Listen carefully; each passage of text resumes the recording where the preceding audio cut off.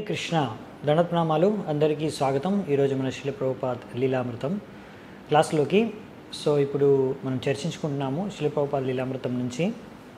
శిల ప్రభుపాదుల వారు లాస్ ఏంజలీస్ నుంచి ఇప్పుడు మెక్సికోకి బయలుదేరారు ప్రచారం చేయడం కోసం అనేసి. కొన్ని వారాలు అక్కడంతా ప్రచారం చేసి చుట్టుపక్కల తిరిగి మళ్ళీ లాస్ ఏంజలీస్కి వస్తారు. సో ఇప్పుడు మెక్సికోలో ఎలా ప్రచారం జరిగింది అనే దగ్గర నుంచి మనం చర్చించుకుందామంటే ఇప్పుడు. సో ప్రభుపాల్ వారు 3 days లెక్చర్ క్యాంపెయిన్ మెక్సికో సిటీలో చేశారనమాట. ఎక్కడ అంటే national university of Mexico. So అక్కడ ఒక సొసైటీలో ఆ యూనివర్సిటీలో చేశారనమాట. దాని తర్వాత ఒక టెలివిజన్ షోలో కూడా అపియర్ అయ్యారు. 30 million వ్యూవర్స్ అనమాట టెలివిజన్ షోకి. సో దాని తర్వాత 2 రోజులు అక్కడ దీక్షా సెరమనీ ఇనిషియేషన్స్ కూడా ఇచ్చారు. ఆ విధంగా ప్రభుపాల్ వారు అన్నారు, ఇక్కడ మెక్సికో మన భారతదేశంలానే ఉంది నాకు చూడ్డానికి. ఎందుకంటే ఇక్కడ జనాలు, ఇక్కడ వాతావరణం అంతా కూడా మన భారతదేశంతో మ్యాచ్ అవుతుందని చెప్పారు. ఎందుకంటే ప్రభుపాల్ వారు చూశారు, మార్నింగ్ వాక్ వెళ్ళినప్పుడు ప్రభుపాల్ వారు అక్కడ చాపుల్ టెపెక్ అనే పార్క్లో దాని దగ్గర. సో ప్రభుపాల్ వారు వెనకాలే ఫాలో అవుతూ చాలామంది వెళ్ళారనమాట నడుచుకుంటూ. ఇంకా ఆయన గుర్తించారు, ఇతను ఒక సాధువు అని గుర్తించి గౌరవించారు. అందుకే ప్రభుపాల్ వారికి ఇది అలా అనిపించిందనమాట.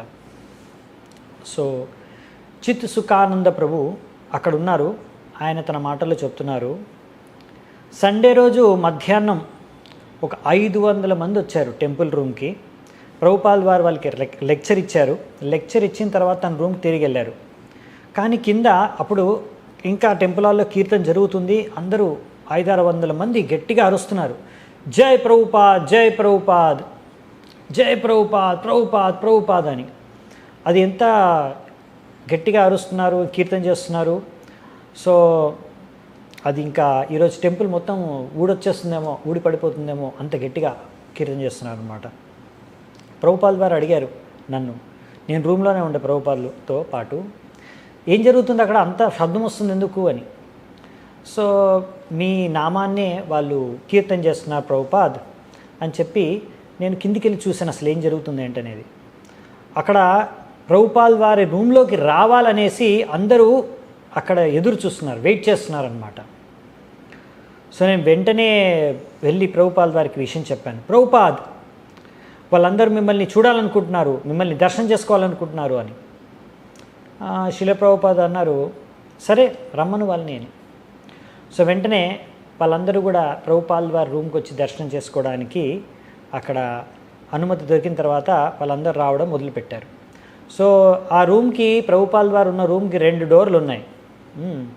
సో ఒక డోరు లెఫ్ట్ సైడ్లో ఉంది, ఇంకో డోర్ రైట్ సైడ్లో ఉంది. సో ఒక డోర్ నుంచి జనాలందరూ, భక్తులందరూ వస్తున్నారు. వచ్చి ఒక్కొక్కరు ప్రభుపాల్ వారి దగ్గరికి వచ్చి ఆయన దర్శనం చేసుకొని ప్రణామాలు చేస్తున్నారు. ప్రభుపాల్ వారిని ఆశీర్వాదం ఇవ్వమని కోరుకుంటున్నారు, ఏదైనా వరం ఇవ్వమని కోరుకుంటున్నారు. అలా కొంతమంది కళ్ళల్లో నీళ్ళు వచ్చేస్తాయి ప్రభుపాల్ వారి చూడగానే. ఆ విధంగా అందరూ కూడా వచ్చి ప్రణామం చేసి అలా కోరుకుంటున్నారు ఆశీర్వాదం కోసం. వాళ్ళు స్పానిష్లో చెప్తున్నారు అన్నమాట, వాళ్ళ భాషలో చెప్తున్నారు. సో ప్రభుపాల్ వారు అడిగారు, అసలు ఏమంటున్నారు వీళ్ళు అని. అప్పుడు ప్రభుపాద్కి అనువదించి చెప్పారన్నమాట, మీ యొక్క ఆశీర్వాదం కోరుకుంటున్నారు వారు అని. సో ప్రభుపాల్ వారు జపం చేసుకుంటున్నారు. బీడ్ బ్యాగ్లో అలా చేయి ఉంది, అలాగే చేయెత్తి హరే కృష్ణ అనేసి వాళ్ళకు ఆశీర్వాదం ఇచ్చారు. వాళ్ళు ఎంతో ఆనందంతో అక్కడి నుంచి దర్శనం చేసుకొని బయటికి వెళ్ళారనమాట. సో ఈ విధంగా ప్రభుపాల్ వారు దాని తర్వాత అక్కడి నుంచి కువర్నెవకా అనే ప్రదేశానికి వెళ్ళి అక్కడ అవుట్డోర్లో ఓపెన్గా సిటీ ప్లాజా అనే చోట లెక్చర్ ఇచ్చారు. వేలాది మంది వచ్చారు అక్కడ జనాలు. వాళ్ళందరూ కూడా స్పానిష్ భాష అర్థమవుతుంది. సో ప్రభుపాదులు వారు అక్కడ లెక్చర్ ఇస్తున్నారు. ఆ లెక్చర్ని ఇంకొక భక్తుడు స్పానిష్ భాషలో అనువాదం చేస్తున్నారు అనమాట. అందరూ చాలా నిశ్శబ్దంగా కూర్చొని వింటున్నారు చాలా ఆసక్తితో.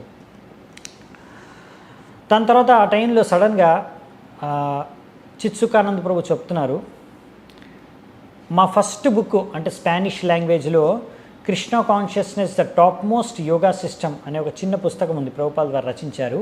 అది స్పానిష్లో అనువదించారంట. అప్పుడే ఫస్ట్గా ప్రింటింగ్ అయ్యి వస్తుందన్నమాట. సో ప్రభుపాల్ వారు క్లాస్ ఇస్తున్నారు అక్కడ.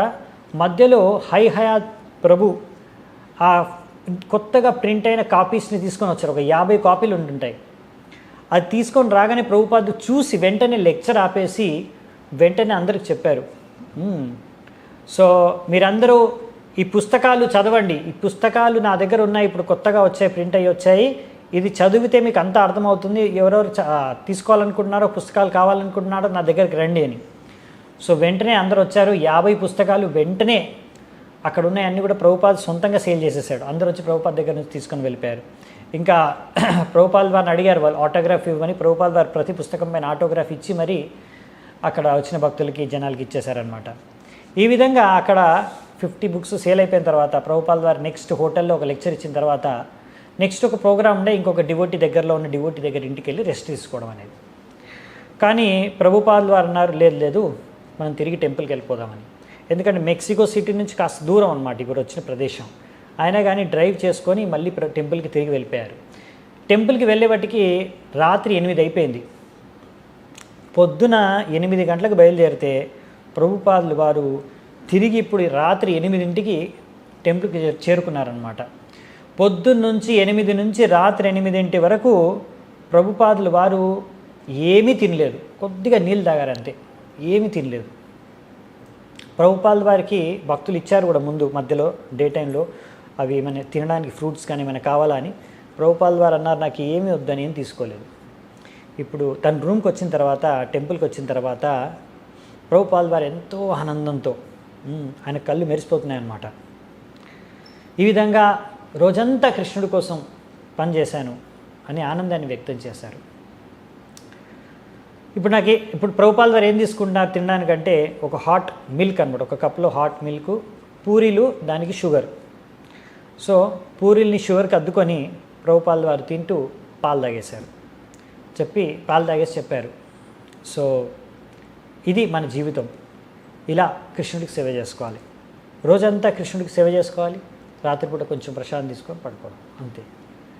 సో ఈ విధంగా ప్రభుపాద్ వారు అక్కడ ఒక ఉదాహరణ వ్యక్తం చేశారనమాట.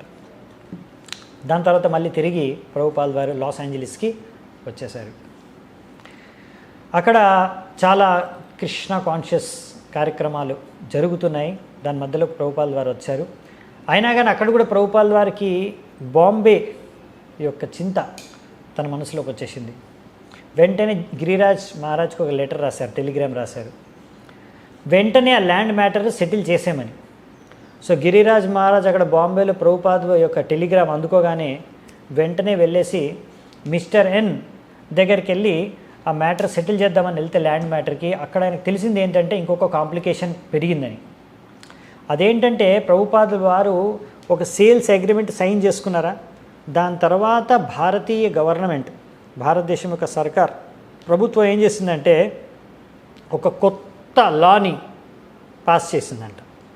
ఆ లా ప్రకారం మిస్టర్ ఎన్ ఇప్పుడు ఈ యొక్క ల్యాండ్ ట్రాన్స్ఫర్ చేయాలి అంటే 5 లక్షలు గవర్నమెంట్కి ట్యాక్స్ రూపంలో, గెయిన్స్ ట్యాక్స్ అనే రూపంలో పే చేయాలి. సో ఇప్పుడు మిస్టర్ ఎన్ అన్నాడు, నా దగ్గర ఇప్పుడు 5 లక్షలు లేవు. సో గిరిరాజ్ మహారాజ్ చెప్పారు, మీ ఇస్కానే ఈ 5 లక్షలు పే చేయాలి. సో నేను లోన్ కోసం అప్లై చేస్తాను, కాకపోతే ఇప్పుడైతే బాంబే ఇస్కానే చేయాలని. కాకపోతే అప్పుడు ఇస్కాన్ బాంబే దగ్గర 5 లక్షలు లేవు. సో మిస్టర్ ఎన్ అన్నాడు, మరి నువ్వే బ్యాంక్ లోనో తీసుకో, లేకపోతే ఎక్కడి నుంచైనా విదేశాల నుంచి డబ్బులు తెప్పించుకో, ఇస్కాన్ నుంచి ఎక్కడి నుంచి అయినా తెప్పించుకొని ఇది నువ్వే పే చేయాలని. తర్వాత మెల్లిగా నేను కుదిరినప్పుడు ఈ ల్యాండ్ సెల్లింగ్ అయిపోయిన తర్వాత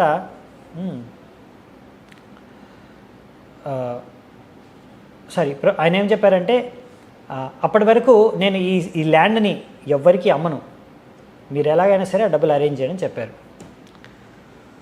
సో సరే అనేసి గిరిరాజ్ మహారాజ్ వెళ్ళి బ్యాంకులో ట్రై చేశారు లోన్ కోసం. కాకపోతే ఆయన దగ్గర ఏం సెక్యూరిటీకి పెట్టడానికి ఏం లేదు కాబట్టి ఏమీ లోన్ దొరకలేదు. సరే అనేసి కొంతమంది లైఫ్ మెంబర్స్ దగ్గరికి వెళ్ళి హెల్ప్ అడిగారు. వాళ్ళందరూ కూడా విన్నారు ఆయన చెప్పింది, కానీ ఎవరు కూడా లోన్కి గ్యారంటీగా ఇవ్వడానికి ముందుకు రాలేదు. సో ఈ విధంగా ఆయన 5 లక్షలు జమ చేయలేకపోయారు అనమాట గిరిరాజ్ మహారాజ్. ఇంకా అక్కడి నుంచి గిరిరాజ్ మహారాజ్కి ఒక డౌట్ కూడా మొదలైంది ఈ మిస్టర్ ఎన్ పట్ల.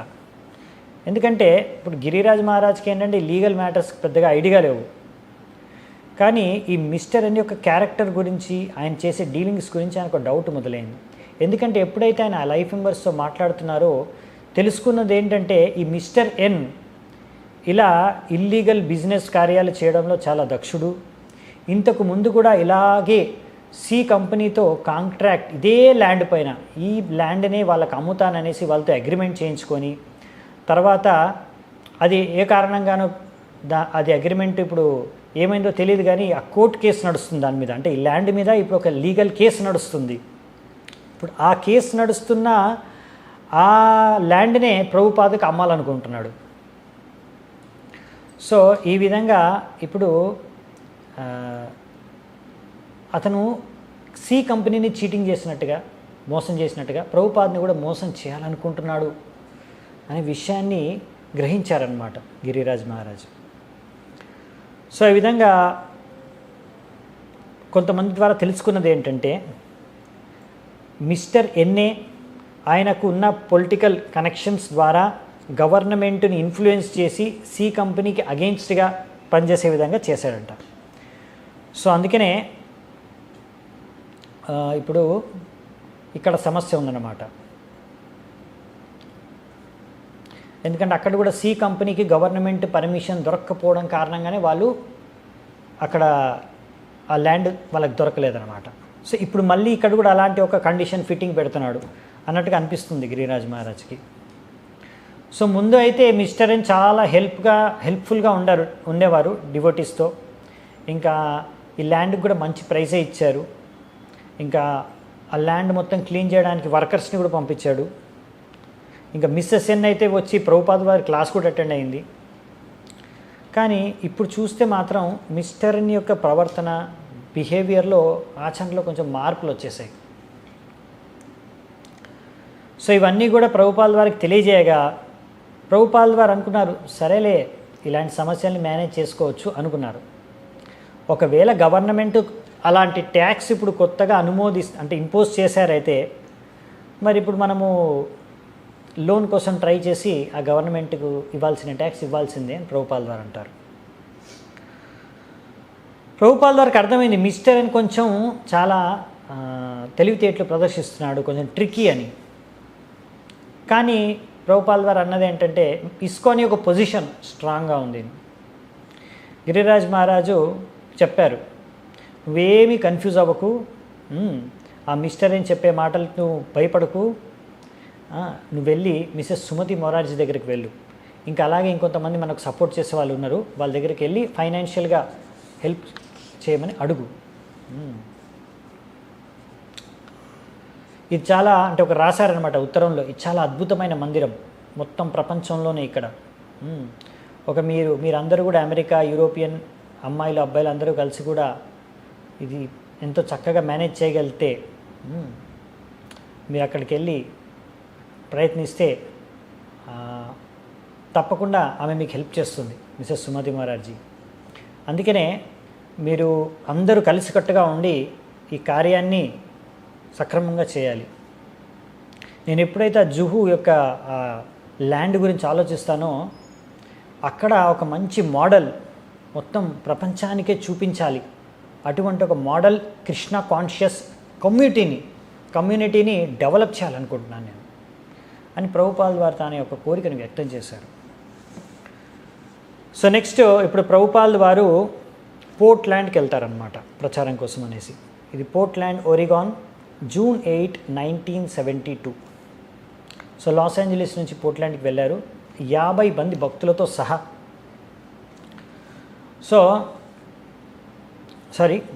ఆయన పోర్ట్లాండ్కి వెళ్ళారు. శాన్ ఫ్రాన్సిస్కో, సియాటిల్, వాన్కోవర్ ఇంకా పోర్ట్లాండ్ అన్ని దగ్గర నుంచి కలిపి ఒక 50 మంది భక్తులు వచ్చారు ప్రభుపాద్ని కలవడానికి. అక్కడ కారులో యూజిన్కి వెళ్ళారు. అక్కడికి వెళ్ళి ఒక పెద్ద హాల్లో చాలా మటుకు హిప్పీసే ఉన్నారు, ఆడియన్స్లో హిప్పీసే ఉన్నారు. వారికి ఒక లెక్చర్ ఇచ్చారు ప్రభుపాద్ వారు. అమెరికాలో ప్రతి టెంపుల్ కోరుకునేది ఏంటంటే ప్రభుపాదులు వారు మా టెంపుల్కి రావాలి అని. ఇప్పుడు అక్కడున్న ప్రతి టెంపుల్కి ప్రభుపాల్ వారికి వెంటనే వెళ్ళడానికి కుదరటం లేదు. కానీ ప్రభుపాల్ వారు ఎంత దూరమైనా సరే ఎన్ని చోట్లకి వీలైతే అన్ని చోట్లకి వెళ్ళడానికి ప్రయత్నిస్తున్నారు. ఒక్కొక్కసారి ఆయన చెప్పేవారు ఆయన సెక్రటరీలను వేరే వాళ్ళని ఎవరైనా జీబీసీ వాళ్ళని వెళ్ళడానికి. కానీ ఎప్పుడైనా ఎంత వీలైతే అంత అవకాశం వచ్చిన వల్ల ప్రభుపాల్ వారు ఎంత వీలైతే అంత ఆయన సొంతంగా వెళ్ళేవారు, ప్రయత్నించేవారు. సో ఈ విధంగా ఎవరైనా అలా ఇన్వైట్ చేసినప్పుడు ప్రభుపాల్ వారు వెళ్ళి వాళ్ళకి ఆనందాన్ని ప్రసాదించేవాళ్ళు. అలా తర్వాత మళ్ళీ 4 రోజుల తర్వాత మళ్ళీ తిరిగి లాస్ ఏంజలీస్కి తిరిగి వచ్చారు. అక్కడ నుంచి ప్రభుపాల్ వారు మళ్ళీ న్యూయార్క్కి వెళ్ళారు. అక్కడ ఒక వారం, తర్వాత అక్కడ నుంచి లండన్కి, అక్కడ 2 వారాలు ప్లాన్ అనమాట. సో అలా లండన్కి వెళ్ళినప్పుడు జార్జ్ హ్యారిసన్ ఇంకా రవిశంకర్ ప్రభుపాల్ వారి దగ్గరికి కలవడానికి వచ్చారు. అప్పుడు జార్జ్ అడిగారనమాట, నేను కూడా మిగతా భక్తుల్లాగా నా యొక్క హెడ్ షేవ్ చేసుకోవాలా అని. ప్రభుపాల్ వారు అన్నారు, నువ్వు ఎలాగైతే ఇప్పుడు సింగర్గా గాయకుడిగా ఉన్నావో, ప్రచారం చేస్తున్నావు, కంటిన్యూ చేస్తున్నావు భక్తి, అలాగే చెయ్యి. ఎందుకంటే ఇప్పుడు నువ్వు జనాలకి హరే కృష్ణ జపం చెయ్యి అని చెప్తే జనాలు వింటున్నారు. కాబట్టి అదే నువ్వు ఇప్పుడున్న విధంగానే కంటిన్యూ చెయ్యి అన్నారు. నెక్స్ట్ జూలై 20 తారీఖు అలా ఇంగ్లాండ్ నుంచి ప్రభుపాల్ వారు నెక్స్ట్ ప్యారిస్కి వెళ్ళారు. అక్కడికి వెళ్ళి ఒక లెక్చర్ ఇచ్చారు.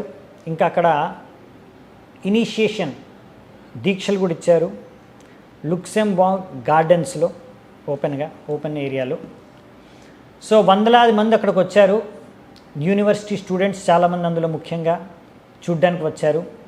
శిల ప్రభుపాల్ వారు ఆయన యొక్క లెక్చర్ మొదలుపెట్టారు.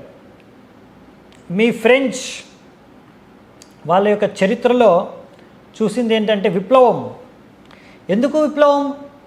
ఇంకా మంచి జీవితాన్ని జీవించాలనే కోరిక కోసము విప్లవం, రెవల్యూషన్. So French revolution. కాబట్టి ఇది ఎప్పుడైతే ప్రభుపాల్ వారి చెప్తున్నారో ఇంగ్లీష్లో దాన్ని అనువదించారు ఒక డివోటీ. అది వినగానే అనువాదం స్టూడెంట్స్ అందరూ కూడా చప్పట్లు కొడుతూ ఎంతో ఆనందపడిపోయారు. తర్వాత శిల ప్రభుపాల్ వారు అన్నారు, అందుకే మీరిప్పుడు కృష్ణ భక్తి గురించి ప్రశ్నించాలి, దీని గురించి తెలుసుకోవాలి. అప్పుడు మీలో ఒక విప్లవం మొదలవుతుంది. మీరిప్పుడు మీ యొక్క భగవత్ చేతనను పెంపొందించుకోవాలి. సో ఇలాంటి విప్లవాత్మక మార్పును మీలో తెప్పించుకోవాలి. మీరు ఇలాంటి విప్లవం గురించి మీరు ప్రయత్నించాలి. ఇలా ప్రభుపాల్ వారు లెక్చర్ చెప్పారు. దాని తర్వాత అక్కడికి 30 మంది జర్మనీ నుంచి వచ్చారు ప్యారిస్కి.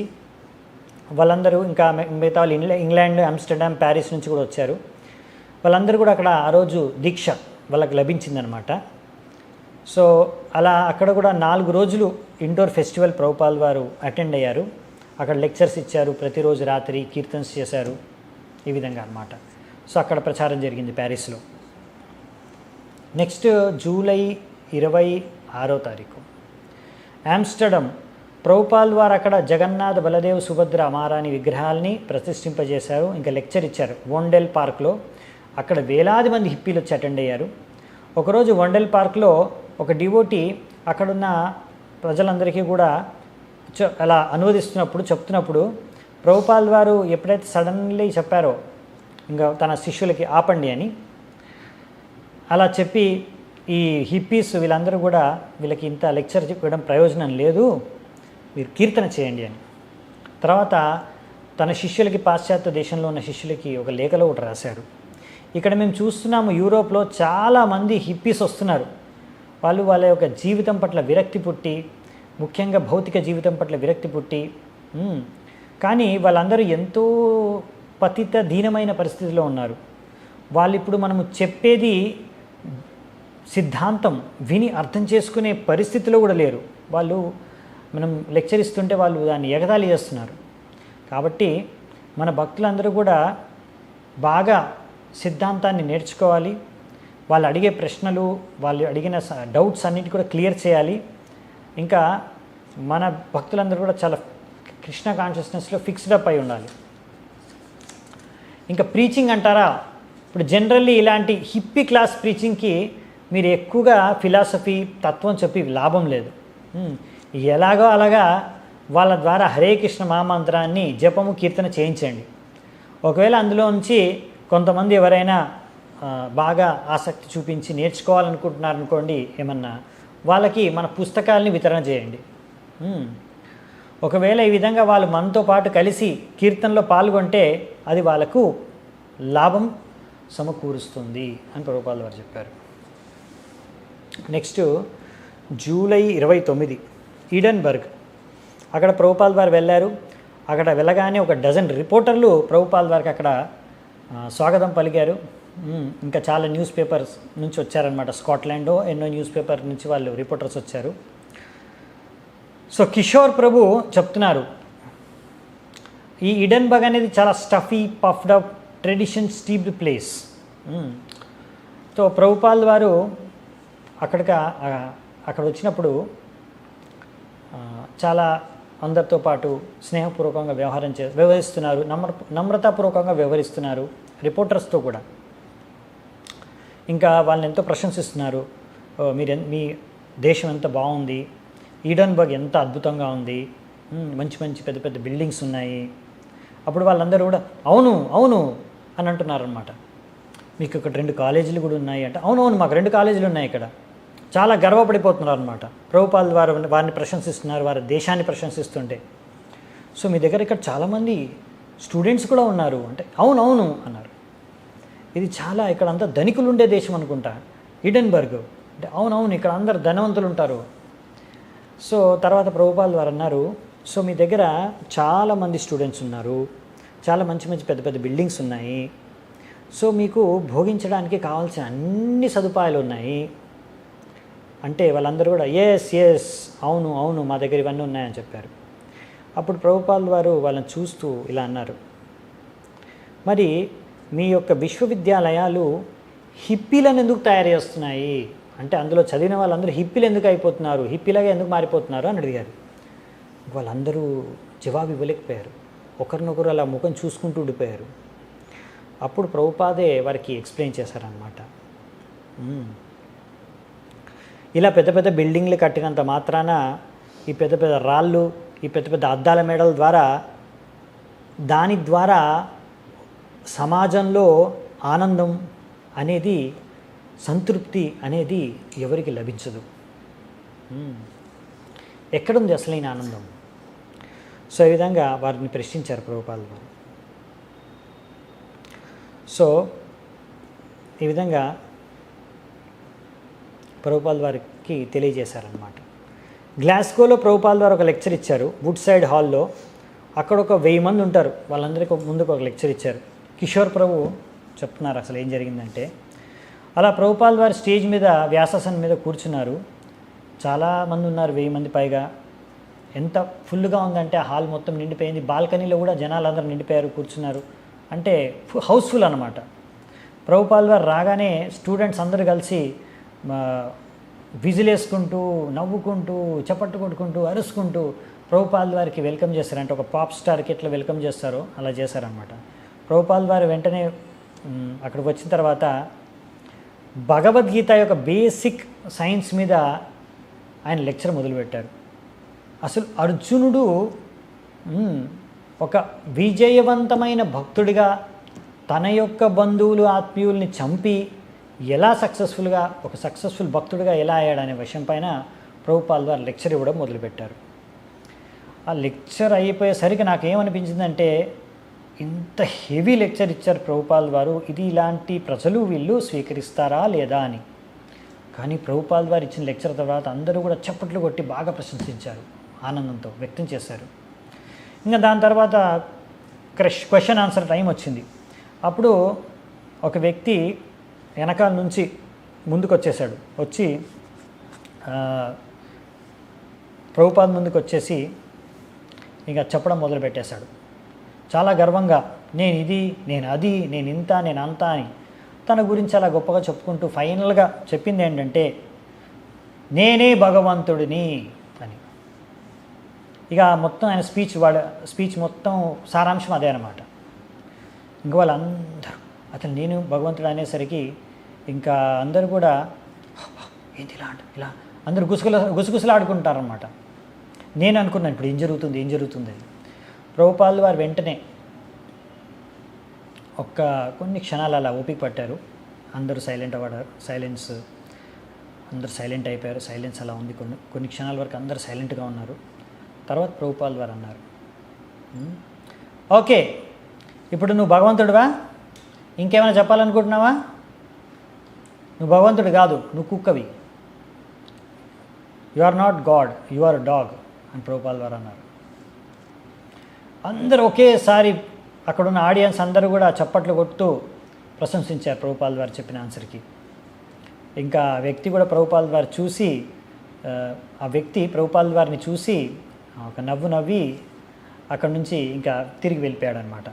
ఏ చోటు నుంచి వచ్చాడో ఆ చోటుకి వెళ్ళి కూర్చున్నాడు అనమాట. అంటే ప్రభుపాల్ వారు చాలా కొన్ని శబ్దాల్లో ఆ వ్యక్తిని ఓడించేశారు. సో తర్వాత ప్రభుపాల్ వారు చెప్పింది ఏంటంటే, అందరికీ అర్థమయ్యేటట్టు చేసింది ఏంటంటే ప్రభుపాల్ వారు, భగవంతుడు అంటే అంత చీప్ చౌక విషయం కాదు అని. తర్వాత అంత కీర్తన జరిగింది. అందరూ కూడా నృత్యం చేస్తూ ఆ కీర్తనలో పాల్గొన్నారు.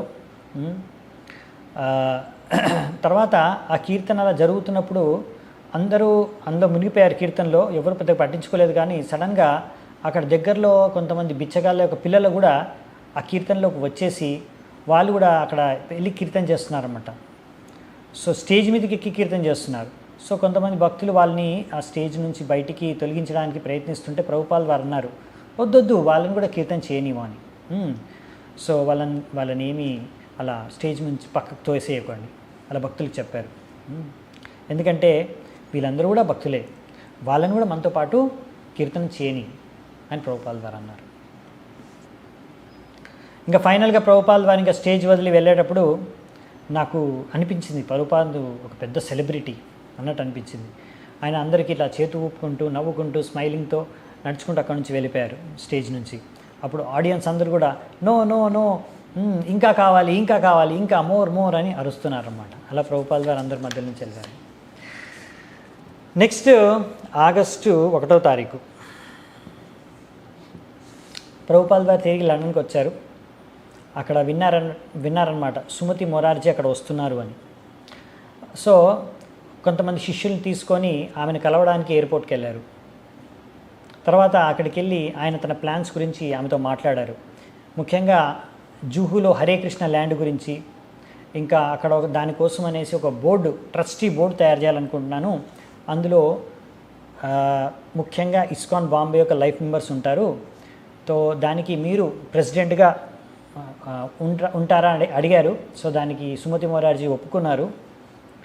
అంటే ఇప్పుడు ఆ బోర్డు మీటింగ్ జరుగుతుంది రెగ్యులర్గా. ఆ బోర్డు మెంబర్స్ అందరూ వచ్చి చర్చించుకుంటారు ఆ మీటింగ్లో రెగ్యులర్గా ఈ ఇస్కాన్ బాంబే ప్రాజెక్ట్ గురించి. అలా అందరూ కూడా ఆ ప్రాజెక్ట్లో ఒక్కొక్క ఏరియాని డెవలప్ చేస్తారనమాట. సో ప్రభుపాల్ వారు మిసెస్ మొరార్జీని అడిగారు, మీరు కూడా అలాగే డొనేట్ చేయండి, మందిరం కోసం మీరు డొనేట్ చేయండి. అలాగే నేను కండేల్ వాళ్ళకి చెప్తాను, ఆయన లైబ్రరీ కోసం డొనేట్ చేయమంటాను. మిస్టర్ ఎన్కి చెప్తాను, ఇంకో 2 వింగ్స్కి డొనేట్ చేయమని. సో ఈ విధంగా ప్రభుపాల్ వారు ప్లాన్ ఆమెకి చెప్పారనమాట. ఆమె ఒప్పుకుంది. సో ఇక్కడ ఏంటంటే మిస్టర్ ఎన్ ఏమో ఇప్పటివరకు ఆ యొక్క ల్యాండ్ యొక్క డీడ్ అది చూపించట్లేదు, ఇవ్వట్లేదు. కాబట్టి ఇది ఒక్కటి ప్రభుపాల్ వారికి ఒక పెద్ద తలనొప్పిగా మారిపోయిందనమాట. ఆయనకి డౌట్ వస్తుంది, వీడు ఏమనుకుంటున్నాడు, మిస్టర్ ఎన్ ఏం చేయాలనుకుంటున్నాడు, ఉద్దేశం ఏంటి? మళ్ళీ గిరిరాజ్ మహారాజ్ అసలు చేయగలడా ఈ పని అని ఆలోచిస్తున్నారు. ఒకవేళ 5 లక్షలు ఒక్కటే పెద్ద ప్రాబ్లం అయితే ప్రభుపాద్ ముందే చెప్పేశాడు గిరిరాజ్ మహారాజ్కి, మీరు ఇస్కాన్లో ఉన్న పెద్ద పెద్ద ధనవంతుల దగ్గరికి వెళ్ళి, మన సపోర్టర్స్ దగ్గరికి వెళ్ళి ఎలాగలా ఒక లోన్ సంపాదించి 5 లక్షలు గవర్నమెంట్కి ట్యాక్స్ కట్టేయమని. సో ఇంకా సమస్య ఏంటి? కానీ ఇప్పుడు గిరిరాజు యొక్క ఉత్తరాలు చూస్తేనేమో ఇది చాలా కష్టమైన పని, సంభవమే కాదన్నట్టు ఆయన రాస్తున్నాడు. సో తొందరగా ఈ విషయాన్ని సెటిల్ చేయమని ప్రభుపాల్ ద్వారా ఆయనకేమో ఉత్తరం రాస్తున్నారు. సరే అని ఆ ఉత్తరం వినేసి మళ్ళీ ప్రభుపాల్ వారి ఉత్తరం విని గిరిరాజ్ మహారాజ్ మిస్టర్ ఎన్ దగ్గరికి వెళ్ళారు. ఈసారి మిస్టర్ ఎన్ రిప్లై ఏమొస్తుందని ఆలోచించి వెళ్ళారు. కానీ ఈసారి మిస్టర్ ఎన్ ఇంకొక కాంప్లికేషన్ యాడ్ చేశారు దానికి. ఈ ఇస్కాన్ చారిటీ కమిషనర్ నుంచి ఇంకా పర్మిషన్ వారికి లభించలేదు అని. ఎందుకంటే ఇస్కాన్ ఒక చారిటబుల్ ట్రస్ట్ కనుక వారు చారిటీ కమిషనర్ నుంచి ఒక పర్మిషన్ తీసుకోవాలి ఈ యొక్క సంపత్తి, ఈ యొక్క ల్యాండ్ని అక్వైర్ చేసుకునే ముందు. సో మళ్ళీ మిస్టర్ అన్నారు, వచ్చి నాలో ఏమీ నేను డిలే చేయట్లేదు, ముందు వచ్చినప్పుడు అన్నారు ఆ గవర్నమెంట్ ట్యాక్స్ కట్టాలని. సరే అదొక సమస్య, సరే చేస్తాం సమాధానం అనుకుంటే ఇప్పుడు ఇంకొక సమస్య పెడుతున్నాడు, మీరు చారిటీ కమిషనర్ నుంచి పర్మిషన్ తీసుకొని రాలేదు.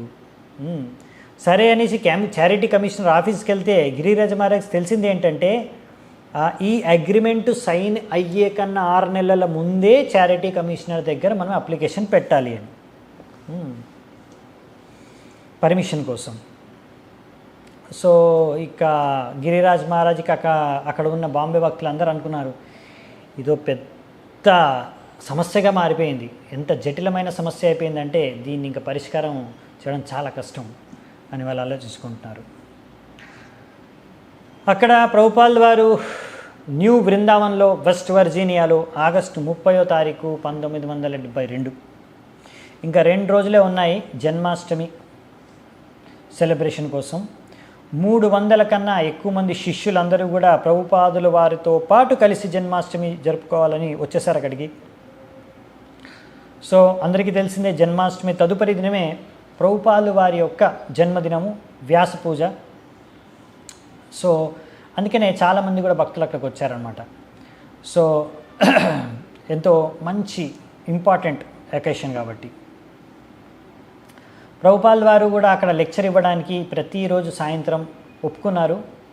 సో అక్కడ న్యూ బృందావనంలో ఒక చాలా హిల్స్ ఉన్నాయి, అందులో ఒక పర్వతం పైన ఒక గుట్ట పైన అరేంజ్ చేశారనమాట లెక్చర్ సిరీస్. అంటే ప్రతిరోజు ఈవినింగ్ సాయంత్రం ప్రభుపాల్ వారు క్లాస్ ఇస్తారు. టాపిక్ ఏంటంటే భాగవత ధర్మ డిస్కోర్సెస్ అని, అంటే భాగవత ధర్మం పైన ప్రవచనాలు ఉంటాయని. సో దీని ద్వారా ప్రభుపాల్ వారు చెప్పదలుచుకుంది ఏంటంటే మీరు కూడా ఎలా భాగవత ప్రవచనాల పైన ఇలా సెలబ్రేషన్స్, ఫెస్టివల్స్, ప్రోగ్రామ్స్ చేయాలి అని. సో ఈ విధంగా భాగవత్ ధర్మ గురించి చెబుతూ ఇంకా బుక్ డిస్ట్రిబ్యూషన్ కూడా జరుగుతుంది అక్కడ. ఈ భాగవత్ ధర్మ ఇలాంటి లెక్చర్స్ ద్వారా, భాగవతం పైన ప్రవచనాల ద్వారా, ఇంకా బుక్ డిస్ట్రిబ్యూషన్ ద్వారా మన కృష్ణ భక్తి యొక్క ప్రచారం విశ్వవ్యాప్తంగా పెరుగుతుంది అని ప్రభుపాల్ వారు చెప్పారు. సో ఆ సమయంలో అక్కడ న్యూ బృందావన్లో ఒక వుడెన్ అంటే వుడ్తో తయారైన ఒక ఇంట్లో ఉంటున్నారనమాట. అక్కడ రెగ్యులర్గా ప్రభుపాల్ వారిని వచ్చి కలిసేవారు భక్తులు ఎవరైతే కలవాలనుకుంటున్నారో. ఇంకా సాయంకాలం సమయం ఏంటంటే ప్రభుపాల్ వారు లెక్చర్ ఇచ్చేవారు. ఎక్కడ అంటే ఆ గుట్ట పైన. సో ప్రభుపాల్ వారిని ఆ గుట్టపైకి తీసుకెళ్ళడానికి రోజు కూడా కీర్తన చేసుకుంటూ పల్లకీలో తీసుకెళ్ళేవారు అనమాట.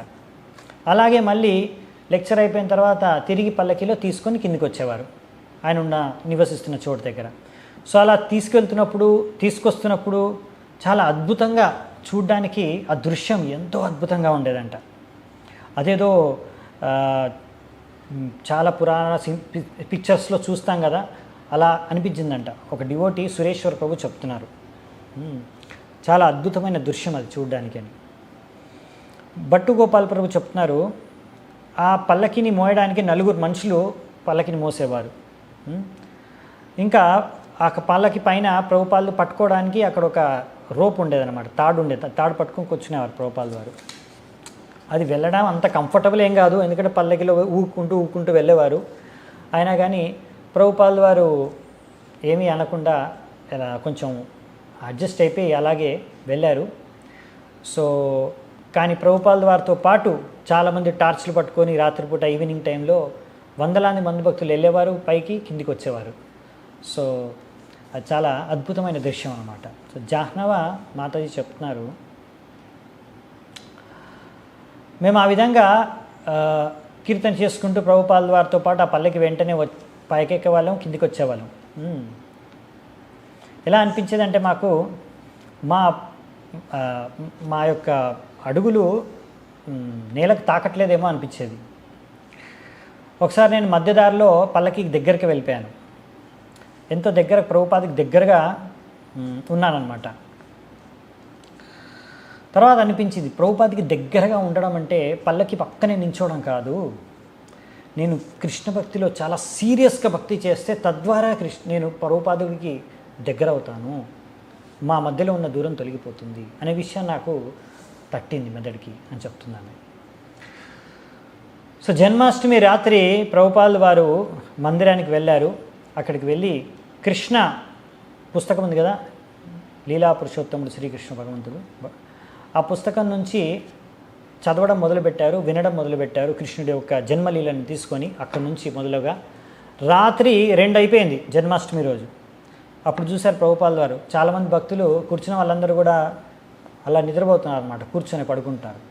సో ప్రభుపాదుల వారు చూసి, ఓకే మీరందరూ చాలా అలసిపోయినట్టున్నారు, సరే ఇప్పుడు ఇక్కడే ముగించేద్దామని అక్కడికే క్లాసు ముగించేశారనమాట. సో అంత పెద్ద ఫెస్టివల్ అక్కడ జరుగుతుంది. ఆ ఫెస్టివల్, ఆ జన్మాష్టమి మధ్యలో కూడా ప్రభుపాదుల వారికి గుర్తొచ్చింది ఏంటంటే, మళ్ళీ తన మనసులో పడింది ఏంటంటే అదే టెన్షన్, బాంబే ల్యాండ్ ఏమయ్యింది. ఎందుకంటే గిరిరాజ్ ఒక లెటర్ వచ్చేసింది. ఆయన చెప్పారు, నేను 5 లక్షలు గవర్నమెంట్ ట్యాక్స్ కట్టడానికి నేను సమకూర్చలేకపోయాను, అందుకనే గవర్నమెంట్ మనకు పర్మిషన్ ఇవ్వట్లేదు. అలాగే ఈ మిస్టర్ ఎన్ను ఇతను చారిటీ కమిషనర్కి ఏదో చెప్పి ప్రభావితం చేశాడు, అందుకే అతను కూడా మనకి పర్మిషన్ ఇవ్వట్లేదు అని ప్రభుపాదుల వారు చెప్పారు. సో ప్రభుపాదుల వారి దగ్గర అప్పుడు ల్యాండ్ పర్చేస్ అగ్రిమెంట్ ఉందన్నమాట, ఒక కాపీ. అది తీసి మళ్ళీ ప్రభుపాదుల వారు చదివారు. చక్కగా చదివి మళ్ళీ అన్నారు, మన పొజిషన్ చాలా స్ట్రాంగ్గా ఉంది కాబట్టి మనం అగ్రిమెంట్ ప్రకారం మనం ఆ ల్యాండ్ని ఆక్యుపై చేయొచ్చు. మనం అగ్రిమెంట్ ప్రకారం 2 లక్షలు మనం పే చేసాము. దాని తర్వాత ఆ యొక్క ల్యాండ్ డీడ్ మనకి అప్పగించాలి మిస్టర్ ఎన్, కానీ ఆయన అప్పగించలేదు. కాబట్టి ఇంకా మనం ₹1 కూడా ఆయనకి ఇవ్వాల్సిన అవసరం లేదు. కాబట్టి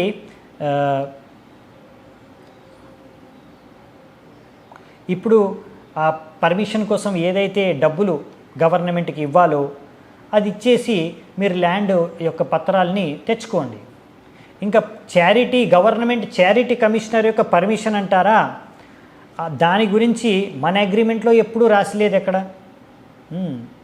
సో ఆ మిస్టర్ ఎన్ యొక్క చాకచత్యం ఏదైతే చూపిస్తున్నాడో ఆయన తెలివితేటలు, దాని ద్వారా గిరిరాజ్ మహారాజ్ని నువ్వు మాత్రం కంగారు పడకు అని చెప్పారు ప్రభుపాదుల వారు.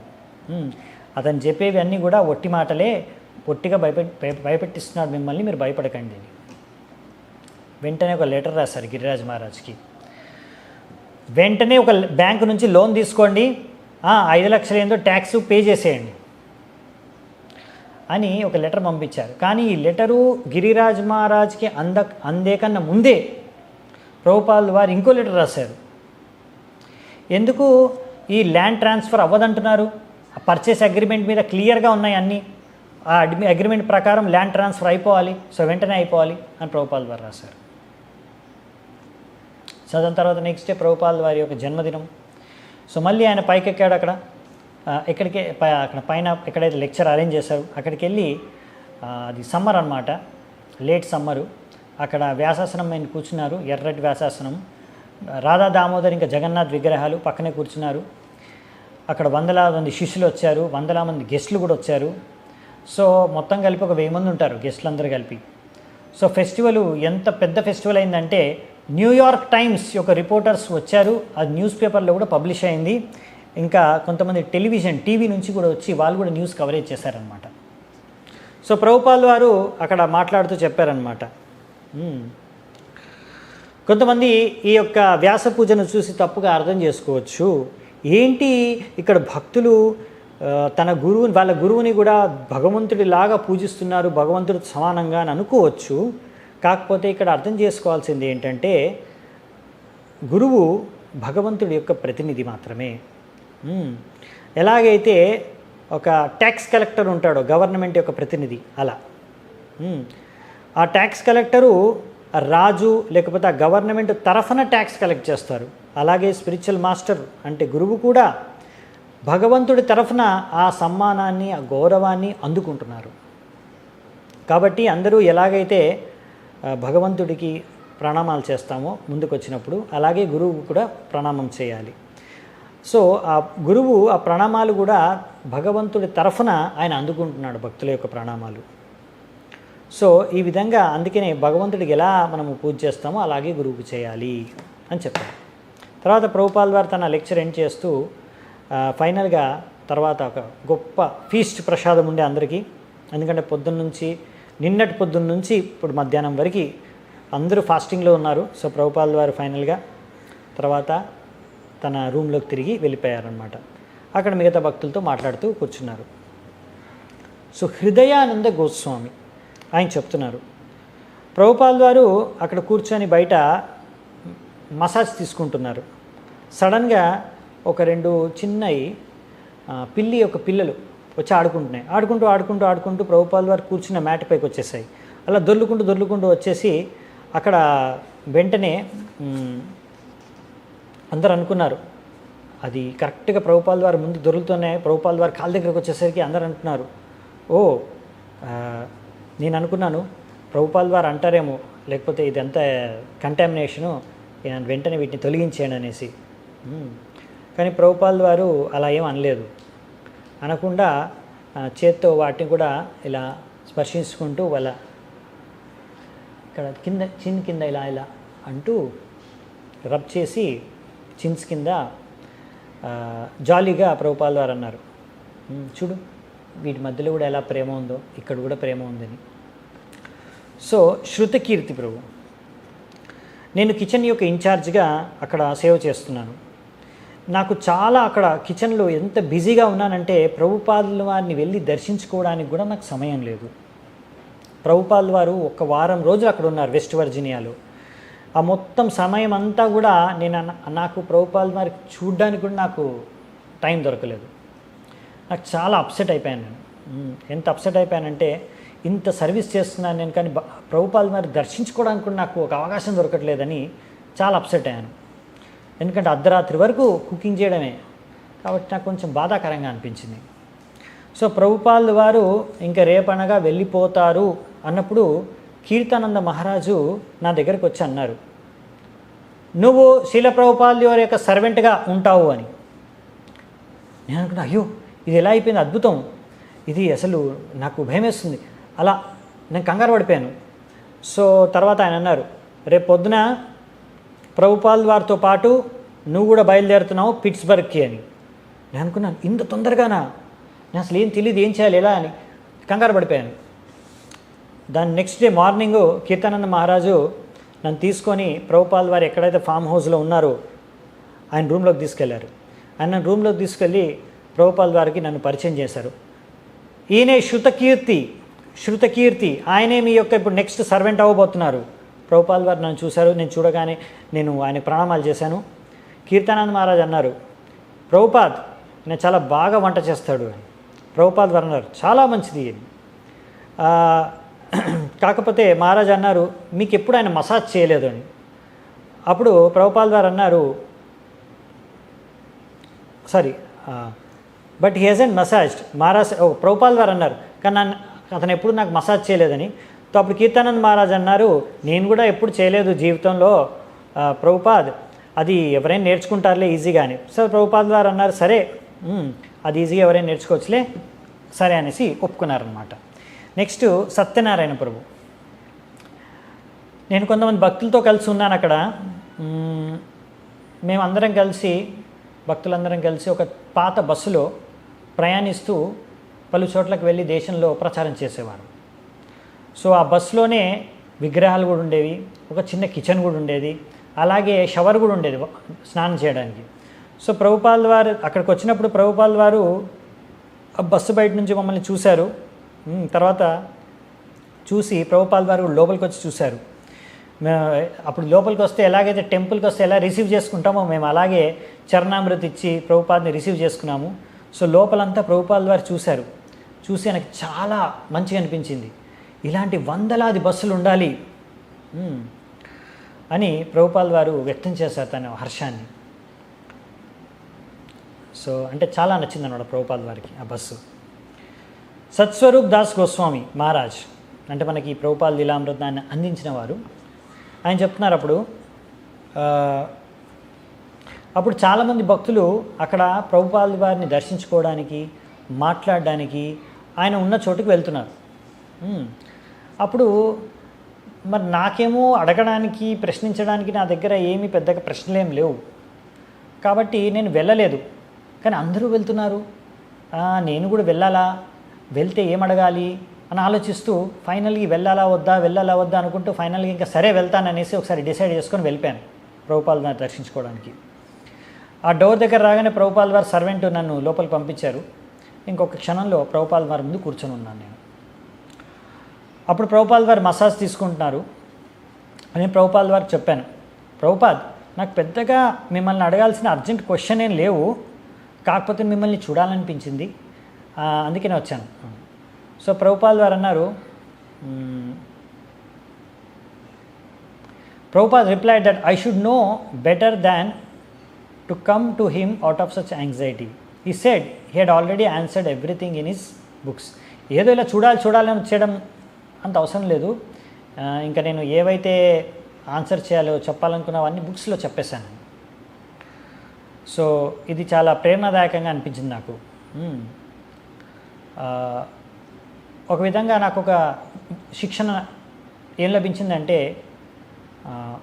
ఆయన యొక్క చాలా సీనియర్ శిష్యుడిగా ఇది నా కర్తవ్యం. ఆయన పుస్తకాలు చదివితే నాకు అన్ని విషయాలు ఆయన చెప్పాలనుకున్నవి అర్థమవుతాయి. ఏదో ఇలా చూడాలి అనేసి ఏదో వెళ్ళి ముందుకెళ్ళి కూర్చొని చూడడం అది అంత ఇంపార్టెంట్ కాదు అని. కానీ ఇప్పుడు ఎలాగో నేను ఇప్పుడు నా గురువుగారి యొక్క సమక్షంలో ప్రభుపాద్ వారి ముందు ఉన్నాను. సో ప్రభుపాద్ వారు అప్పుడు అడిగారు నన్ను, ఏం చేస్తున్నావు అని. అలా అడిగినప్పుడు నాకు అనిపించింది, అసలు ఏం చేస్తున్నావు, ఎందుకంటే నాకు ఇప్పుడే సన్యాసం దొరికింది, సన్యాసం దీక్ష అయిపోయింది. ఇంకా నేను ఇక్కడ ప్రభుపాద్ వారి ముందుకు వచ్చి కూర్చున్నాను నా అసిస్టెంట్తో పాటు, ఇంకా ఏదో చూడాలని వచ్చి కూర్చున్నాను. ఇప్పుడు ఆయన నన్ను అడుగుతున్నాడు ఇలాంటి ప్రశ్న, అంటే నువ్వు ఏం చేస్తున్నావు, కృష్ణ ప్రచారం చేయడానికి ఏం చేయకుండా ఇలా కూర్చున్నావు అన్నట్టుగా నాకు ప్రశ్నించారు.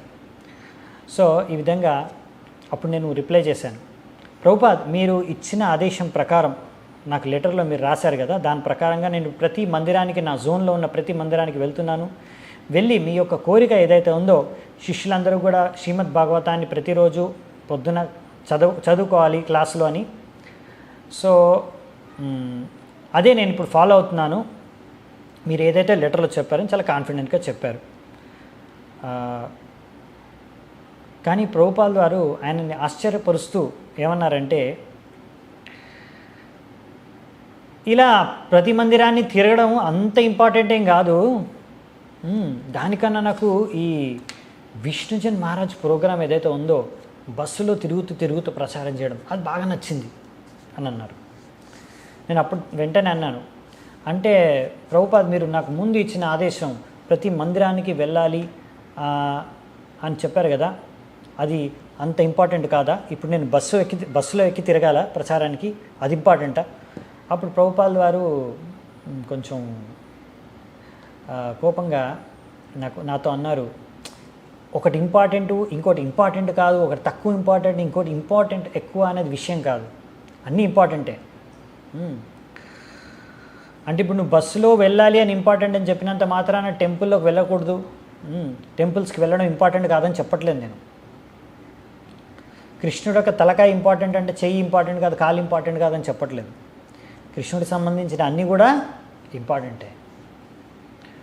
సో అలా ప్రభుపాద్ వారు ఆయన జవాబిచ్చారు. సో విధంగా ప్రభుపాద్ వారు బృందావనంలో ఉన్నప్పుడు అందరితో అలా లెక్చర్స్ ఇస్తూ అందరితో మాట్లాడుతూ అక్కడ ఉన్నా కానీ ఆయన తలకాయలో మైండ్లో మాత్రం బాంబే గురించి చింత. ఇప్పుడు అన్ని చోట్ల కృష్ణ కాన్షియస్నెస్ ప్రచారం చూసుకోవడానికి కార్యాలు ప్రభుపాద్ వారు జీబీసీ నియమించారు, కానీ భారతదేశానికి మాత్రం ప్రభుపాద్ వారు స్వయంగా జీబీసీ కార్యాలని నిర్వహిస్తున్నారు. సో అందుకనే ప్రభుపాల్ వారు ఎక్కడికి వెళ్ళినా కానీ ఆ భారతదేశంలో ప్రచారం, ముఖ్యంగా బాంబే గురించి ఆయన మనసులో ఆ చింత అనేది ఎప్పుడు ఉంటుందన్నమాట. దాని గురించి కూడా ఆలోచిస్తున్నారు దాంతోపాటు. సో ఈ విధంగా ప్రభుపాల్ వారు ఒక మంచి ఉదాహరణను వ్యక్తం చేస్తున్నారు. ఎలా అన్ని చోట్ల మనం వెళ్తున్నా కానీ, ఎల్లప్పుడు ఎక్కడికి వెళ్ళినా కానీ, ఎల్లప్పుడూ అక్కడ ప్రచారం చేసుకుంటూ ఉంటాము, ఎన్నో కార్యాలు చేస్తూ ఉంటాము, అన్నీ చేస్తున్నా కానీ ఎప్పుడు కృష్ణుడి పైనే ఆధారపడి ఉండాలి, అలా ఎప్పుడు ప్రచారం చేస్తూ ఉండాలి. ఇలా అలాగే ప్రాక్టికల్గా ఏమేం చేయాలో అవన్నీ కూడా చేస్తూ ఉండాలి. సో ఈ విధంగా తర్వాత ప్రభుపాల్ వారు గిరిరాజ్ మహారాజ్కి ఒక లెటర్ రాశారు, బాంబేలో ఉన్న పరిస్థితుల్ని తెలుసుకొని. సో దాని తర్వాత ప్రభుపాల్ వారు అలా బాంబే విషయాలకి జవాబులు ఇస్తూ, ఇక్కడ ఆయన రెగ్యులర్గా ఆయన స్నానం చేయడం, మసాజ్ చేయడం, తిలక్ పెట్టుకోవడం, గాయత్రి చేయడం, ఇవన్నీ చేసుకుంటూ కూడా టైంకి ప్రసాదం తీసుకోవడం, రెస్ట్ తీసుకోవడం, అవన్నీ చేసుకుంటూ మళ్ళీ ప్రచార కార్యక్రమాలు, ఈవినింగ్లో లెక్చర్స్ ఇవ్వడం, టెంపుల్కి వెళ్ళడం, అక్కడ వ్యాససన్ పైన కూర్చొని మళ్ళీ జయరాధా మాధవ్ కీర్తన పాడడం, తర్వాత కృష్ణ గురించి ప్రచారం చేయడం, ఇలా అన్ని కార్యాలు రెగ్యులర్గా అన్నీ కలిసి ఒక రోజంతా ప్రభుపాల్ వారు గడుపుతున్నారు అలా ఎక్కడ వెళ్ళినా కానీ. నెక్స్ట్ సెప్టెంబర్ 8వ తారీఖు ఆ విధంగా న్యూ బృందావన్ తర్వాత ప్రభుపాల్ వారు పిట్స్బర్గ్కి వెళ్ళారు. అక్కడికి వెళ్ళిన తర్వాత ఒక పెద్ద హాల్లో అది సైరియా మాస్క్ అనమాట, అక్కడ అరేంజ్ చేశారనమాట ఒక ప్రోగ్రామ్. అక్కడ క్యాథలిక్ బిషప్ వచ్చారు. ఆయనతో కలిసినప్పుడు ఆయన అడిగారు, why do Christians kill cows in slaughter houses? Christians ఎందుకు ఈ కసాయిఖానాల్లో ఆవుల్ని చంపుతున్నారు? మీ యొక్క గ్రంథంలో రాసుంది కదా, థౌ షాల్ నాట్ కిల్, ఆవుల్ని చంపకూడదు అని. ఇది ప్రభుపాల్ వారు ఎప్పుడైనా సరే క్రిస్టియన్ యొక్క ఎవరైనా ప్రచారకుడు కానీ, ఫాదర్ కానీ, ప్రీస్ట్ కానీ కనిపిస్తే ఈ ప్రశ్న అడుగుతారు వాళ్ళని. ఎప్పుడు అడిగినా కానీ సరైన జవాబు ఎప్పుడు ప్రభుపాల్ వారికి లభించలేదు. సో ఇక్కడ కూడా అంతే. సో ఈ విధంగా ప్రభుపాల్ వారు అలా భక్తులతో కలిసి రూమ్లో ఉన్నప్పుడు వాళ్ళతో అన్నారనమాట, మీరు ఇంకా బయట ప్రచార కార్యక్రమాలు పెంచాలి అని. సో ఇప్పుడు కొత్తగా ఎవరైతే సన్యాసం తీసుకున్నారో వాళ్ళందరూ కూడా విష్ణుజన్ స్వామి యొక్క అడుగుజాడల్లో ప్రచారం చేయాలి అని, అలా బస్సులో టౌన్కి వెళ్ళేసి రకరకాల ప్రచార కార్యక్రమాలు చేస్తూనే పుస్తకాలను కూడా వితరణ చేయడం, ఆ ప్రోగ్రాం బాగుందని చెప్పారు. నెక్స్ట్ సెప్టెంబర్ 9వ తారీఖు డల్లాస్లో భక్తులు ఒక పెద్ద చర్చ్ ఫెసిలిటీని, అక్కడ ఉన్న ఫెసిలిటీని కొనుక్కున్నారన్నమాట. అక్కడ ప్రభుపాల్ అంటే అక్కడ భక్తులు ISKCON first children school start చేస్తున్నారనమాట. దాన్ని గురుకుల అని పేరు పెట్టారు. సో ప్రభుపాల్ వారు అంటే ఫస్ట్ చిల్డ్రన్ స్కూల్ గురుకులం బేసికల్లీ స్టార్ట్ చేస్తున్నారు ఇస్కాన్లో, ఫస్ట్ గురుకులం. సో ఆ విధంగా ప్రభుపాల్ వారు 1971, 1972లో వెళ్ళినప్పుడు భారతదేశానికి, అప్పుడు చాలాసార్లు లెటర్స్ రాశారు ఇక్కడ నుంచి ప్రభుపాల్ వారు కూడా రాశారు టీచర్స్కి, ఎలా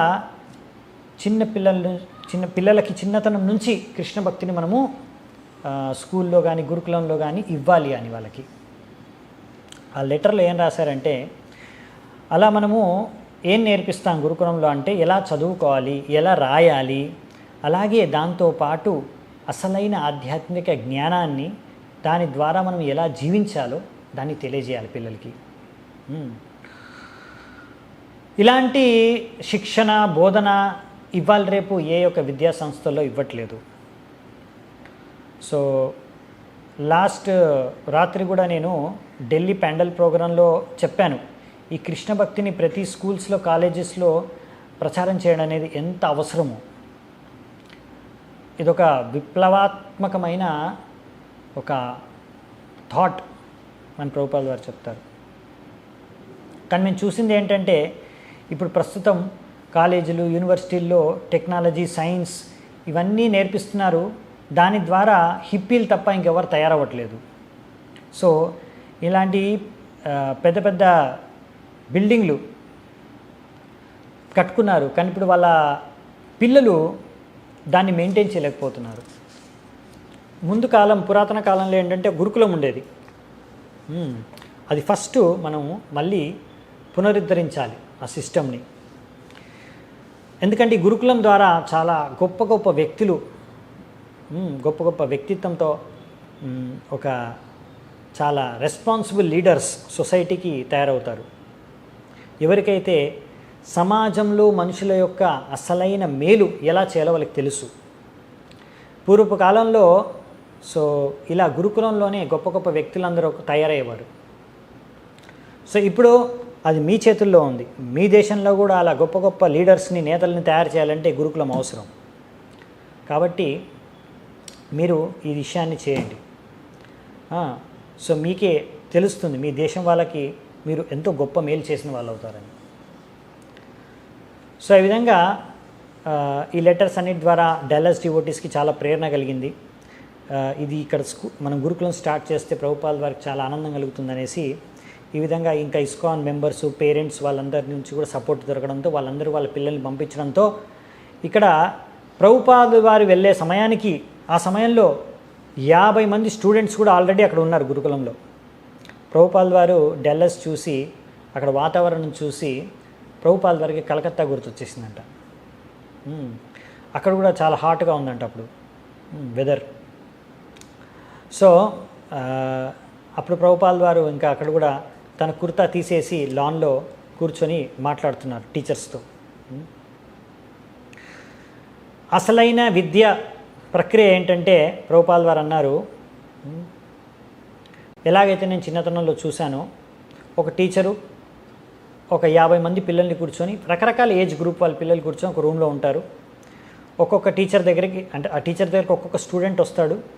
టీచరు ఆయనకు కొంచెం నేర్పించి చెప్తారు, ఇది ప్రాక్టీస్ చేయి, ఇది చెయ్యి అని చెప్పి పంపిస్తాడు. తర్వాత ఆ స్టూడెంట్ కూర్చొని దాన్ని ప్రాక్టీస్ చేసి నేర్చుకుంటూ ఉంటాడు.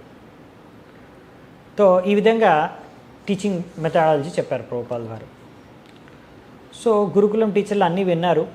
వాళ్ళకి కొన్ని ప్రశ్నలు ఉన్నాయన్నమాట. ఒక ముఖ్యమైన సమస్య వీళ్ళు ఎదుర్కొనేది ఏంటంటే, ఎలా పిల్లలని డిసిప్లిన్, క్రమశిక్షణలో ఉంచాలి. ఎందుకంటే కొట్టకుండా వారిపైన ఏమాత్రం కొట్టకుండా వాళ్ళని ఎలా కంట్రోల్ చేయాలి, క్రమశిక్షణలో ఎలా పెంచాలి అనే విషయం వాళ్ళకు చాలా క్లిష్టంగా అనిపిస్తుంది అన్నమాట. సో ప్రభుపాద వారు అన్నారు, చూడండి, స్టూడెంట్స్కి టీచర్ల పట్ల భయము, ప్రేమ రెండూ ఉండాలి. అలాగే టీచర్ కూడా స్ట్రిక్ట్గా ఉండాలి. ఒకవేళ పిల్లలు అల్లరి చేస్తే కొంచెం స్ట్రిక్ట్గా ఉండాలి, భయం చూపించాలి. అంతేగాని కొట్టకూడదు పిల్లల్ని. భయం చూపించాలి టీచర్, కానీ భయపెట్టాలి కానీ కొట్టకూడదు అని చెప్పారు ప్రభుపాద వారు. మరుసటి రోజు శిల ప్రభుపాద వారు క్లాస్ రూమ్కి వెళ్ళి ఆయన కూర్చొని స్వయంగా బ్లాక్ బోర్డు పైన చూపిస్తూ ఆయన మాట్లాడుతూ జోక్ చేస్తూ ఇలా అన్నారు. ఒక కర్ర తీసుకొని he joke that one stick could, ఒక చేతిలో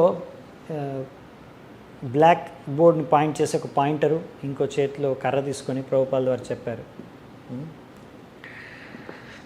he joked that one stick could be used for hitting the students' heads and other for hitting their hands. ఒక కర్రతో పిల్లల యొక్క తలకాయ పైన, ఇంకొక కర్రతో వాళ్ళ చేతుల పైన కొట్టడానికి వినియోగిస్తాను. సో ఎవరైతే చిల్డ్రన్ ఎవరైతే కావాలనుకుంటున్నారో ఇది చూసి ఇలా జోక్గా అన్నారు ప్రభుపాద వారు. అందరు నవ్వుతున్నారు, స్టూడెంట్స్, టీచర్స్. అప్పుడు ప్రభుపాద వారు అన్నారు, ఎవరు కావాలనుకుంటారో ముందుకు రండి. అప్పుడు వెంటనే స్టూడెంట్స్, టీచర్స్ అందరూ ముందుకు వచ్చేసారు చేతులు చాపుకుంటూ. అంటే ప్రభుపాద వారి నుంచి కర్రతో దెబ్బ కొట్టించుకోవడానికి. సో ఎనీవే, సో ప్రభుపాద వారి తర్వాత సొంతంగా ఎలా చదువు నేర్పించాలనే దానికి స్వయంగా ఒక పిల్లవాడిని పిలిచారు ముందుకి. ద్వారకాధీశ అబ్బాయి పేరు. ప్రభుపాద వారు చేయి పట్టుకొని ఒక ఫస్ట్ లెటర్, సంస్కృతంలో మొదటి అక్షరాన్ని దిద్దించి చేత్తో నేర్పించారు, అక్షరాభ్యాసం చేయించారు. సో అక్కడ డల్లాస్లో ఉన్నారు ఇప్పుడు ప్రభుపాద వారు. అలా గురుకుల్లో అందరికీ మార్గదర్శనం చేస్తున్నారు. అక్కడ కూడా ఉన్నప్పుడు బాంబే నుంచి న్యూస్ వచ్చింది, అంటే ఎక్కడికి వెళ్ళినా ప్రభుపాల్ వారు ఆ బాంబే న్యూస్ వస్తూనే ఉంది, ప్రభుపాల్ వారు దాని గురించి ఆలోచించి రిప్లై చేస్తూనే ఉన్నారు. సో అక్కడ బాంబే నుంచి ఒక భక్తుడు వచ్చాడు అక్కడికి. వచ్చి ప్రభుపాల్ వారు చెప్పారు, ఈ గిరిరాజ్ మహారాజు అక్కడ ప్రెసిడెంట్ పోస్ట్ నుంచి రాజీనామా చేయడానికి ఆలోచిస్తున్నాడు అని. ఎందుకంటే ఆ మిస్టర్ ఎన్తో, ఆ లాయర్లతో, ఆ గవర్నమెంట్తో, ఇంకా కొంతమంది భక్తులు ఎవరైతే ఆయనతో సహకరించట్లేదో ఇవన్నిటితో ఆయనకు విసుగెత్తిపోయాడు. ఇంకా నా వల్ల కాదు, నేను దీనికి యోగ్యత నాకు లేదు అని ఆలోచిస్తూ ఇంకా రాజీనామా చేయాలని కోరుకుంటున్నాడు. ఇప్పుడు గిరిరాజ్ మహారాజు యొక్క ఈ హెడేక్, ఇది ప్రభుపాల్ వారి హెడేక్ అయిపోయింది.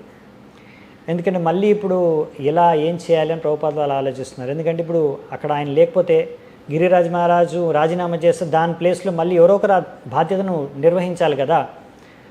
సో ఇప్పుడు ఎవరితో మాట్లాడదామంటే ఇక్కడ ఎవరు లేరు మాట్లాడడానికి. ఎందుకంటే అమెరికాలో ఉన్న భక్తులకి బాంబేలో ఏం జరుగుతుందో ఎవరికి ఏం తెలియదు.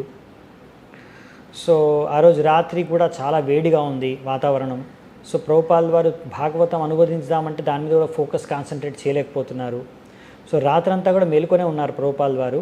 ఆయన సెక్రటరీతో మాట్లాడుతూ బాంబే గురించి, ఈ మిస్టర్ ఎన్ అసలు ఎవరితను, ఎలాంటి వాడు, ఇంకా ప్రభుపాల్ వారికి ఎంత కావాలనుకుంటున్నారు హరే కృష్ణ ల్యాండ్ పైన, ఎందుకు భక్తులు ఇలా మొహమాట పడుతున్నారు, లేకపోతే అక్కడ చేయలేకపోతున్నారు, అన్ని రకాల దృష్టికోణాల నుంచి ప్రభుపాద్ వాళ్ళు ఆలోచిస్తూ డిస్కస్ చేస్తూ పొద్దునైపోయింది. ఇంకా ఫైనల్గా ఒక టెలిగ్రామ్ ఒక రాసేశారు ప్రభుపాల్ వారు.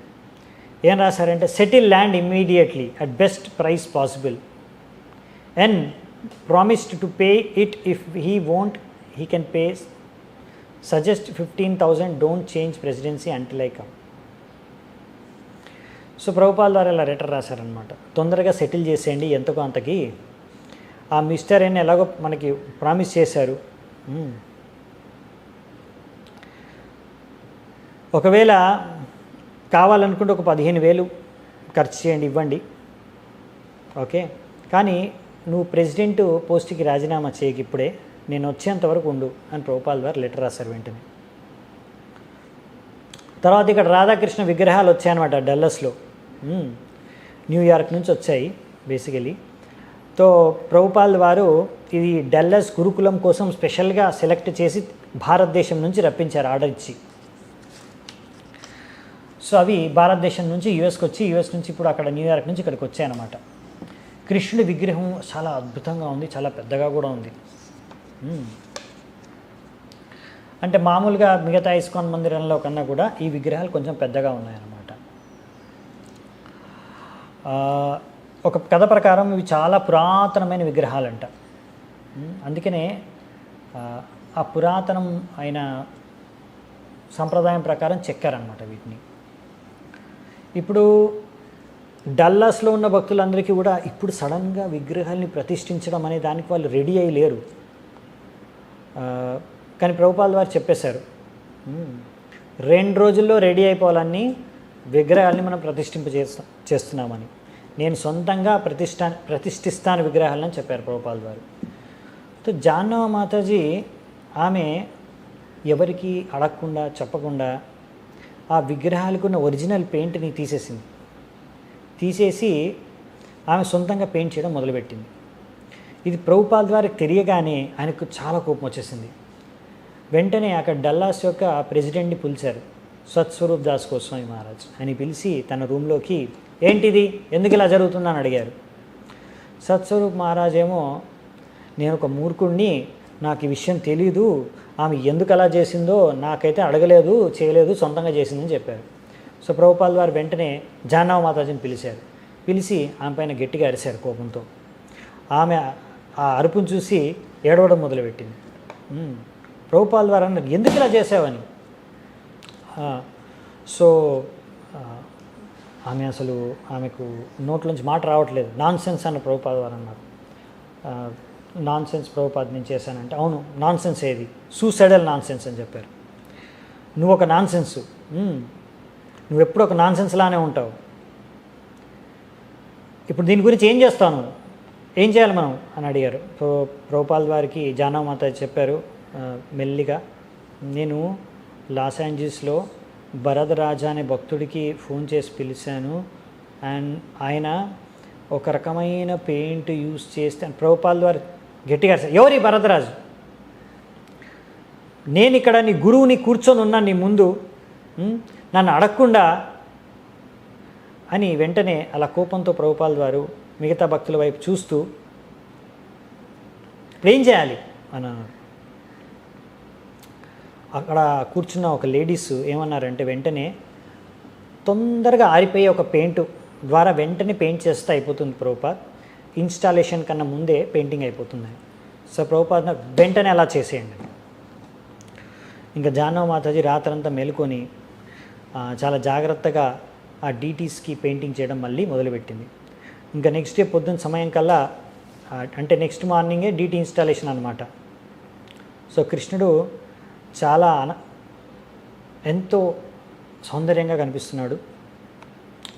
ఫ్రెష్గా పెయింటింగ్ అయింది కాబట్టి ముట్టుకుంటే పెయింట్ అంటుకుంటుంది ఇంకా కొన్ని చోట్ల, కానీ పెయింటింగ్ అయిపోయింది, చూడడానికి చాలా అందంగా కనిపిస్తున్నాడు అనమాట. సో మార్నింగ్ వాక్ టైంలో వైట్ రాక్ లేక్ దాని చుట్టూ వాకింగ్ చేస్తున్నారు. ప్రభుపాల్ వారు రకరకాల విషయాలపైన, ఫిలాసఫీ పైన డిస్కషన్స్ చేస్తున్నారు. ప్రభుపాల్ వారు సడన్గా అలా సత్స్వరూప్ మహారాజ్ పైన వైపు చూసినప్పుడు అడిగారు, డీటీ ఇన్స్టాలేషన్ విగ్రహాల ప్రతిష్టాపనకి అన్ని ఏర్పాట్లు బాగా జరిగిపోయాయా అని. అది సత్స్వరూప్ మహారాజ్ తెలియదు అనమాట. అది కృష్ణుడి పెయింట్ వేశారు, అది ఆరిపోయిందా లేదా, సో ఆయన కరెక్ట్గా చెప్పలేకపోతున్నాడు. ప్రభుపాల్ వారు వెంటనే ఆపి, ఒకవేళ విగ్రహాలు రెడీ లేకపోతే నేను ఇంకా ఏమాత్రం ఈ డల్లస్లో ఉండను. తన సెక్రటరీ వైపు చూసి ప్రభుపాల్ వారు అన్నారు, వెంటనే ఫ్లైట్ రిజర్వ్ చేసేయండి, ఎంత తొందరగా వీలైతే ఫ్లైట్ బుక్ చేసేయండి. సో సత్స్వరూప్ మహారాజ్ వెంటనే క్షమాపణ అడిగి ప్రభుపాల్ వారిని అని చెప్పారు, ప్రభుపాద్ మేము ఎలాగైనా సరే మీరు అనుకున్న షెడ్యూల్ ప్రకారం మేము అన్నీ చేసేస్తాం ఏర్పాట్లు. సో తర్వాత ప్రభుపాల్ వారు ఆ కోపం తగ్గిపోయింది అది విని, మళ్ళీ నడుచుకుంటూ వాకింగ్ చేసుకుంటూ మాట్లాడుకుంటూ వెళ్ళారు ప్రభుపాల్ వారు సత్స్వరూప్ మహారాజ్తో, ఇంకా మిగతా వాళ్ళందరితో కూడా. తర్వాత తన రూమ్కి వచ్చిన తర్వాత ప్రభుపాల్ వారు సత్స్వరూప్ మహారాజ్ పిలిచి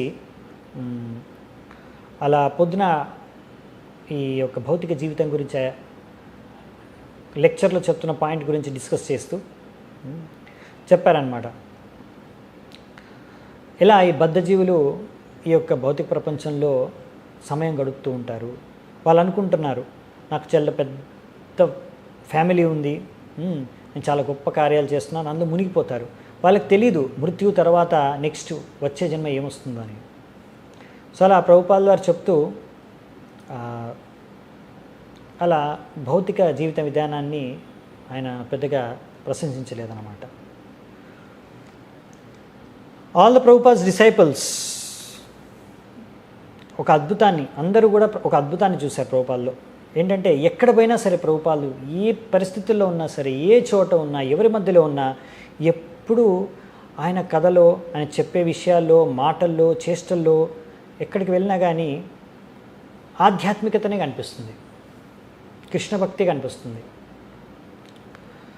ఒకవేళ ఒక్కొక్కసారి ఆయన రాత్రంతా కూడా పడుకోకుండా టెన్షన్ తీసుకుంటూ బాంబే గురించి మాట్లాడుతున్నాడు, లేకపోతే ఎవరైతే విగ్రహాలని సరిగ్గా పెయింటింగ్ చేయట్లేదు, ఇలా పెయింట్ తీసారు వారిని తిట్టడం మొదలు పెడుతున్నారు, లేకపోతే అతను ఏం చేసినా కానీ అన్నిట్లో కూడా కృష్ణుడి కోసమే, కృష్ణుడికి సంబంధించిన దానికోసమే చేస్తున్నాడనే విషయాన్ని గ్రహించారు.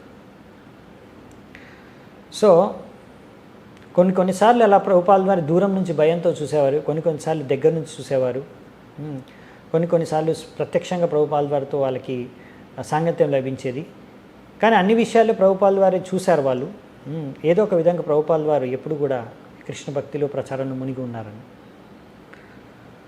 సో అలా సత్స్వరూప్ మహారాజ్తో కూర్చొని ఉన్నప్పుడు ప్రభుపాల్ వారు ఇలా మార్నింగ్ ఒక సంస్కృతం శ్లోకం క్లాస్లో చర్చించుకున్న శ్లోకం నుంచి చెప్తూ మాట్లాడారు. గృహేషు గృహమేదినాం అని అంటూ ఆయన అడిగారు. సో సత్స్వరూప్ మహారాజ్ని అడిగారు, విగ్రహం ఎలా ఉంది, మొత్తం ఓకేనా అని. సత్స్వరూప్ మహారాజ్ ప్రభుపాద్ మొత్తం ఎండిపోయింది, పెయింట్ అంతా ఎండిపోయింది అని చెప్పారు. ప్రభుపాల్ వారు అక్కడ నుంచి ఇంకా నించొని ఏ రూమ్లో అయితే విగ్రహం ఉందో అక్కడ రూమ్లోకి వెళ్ళారు.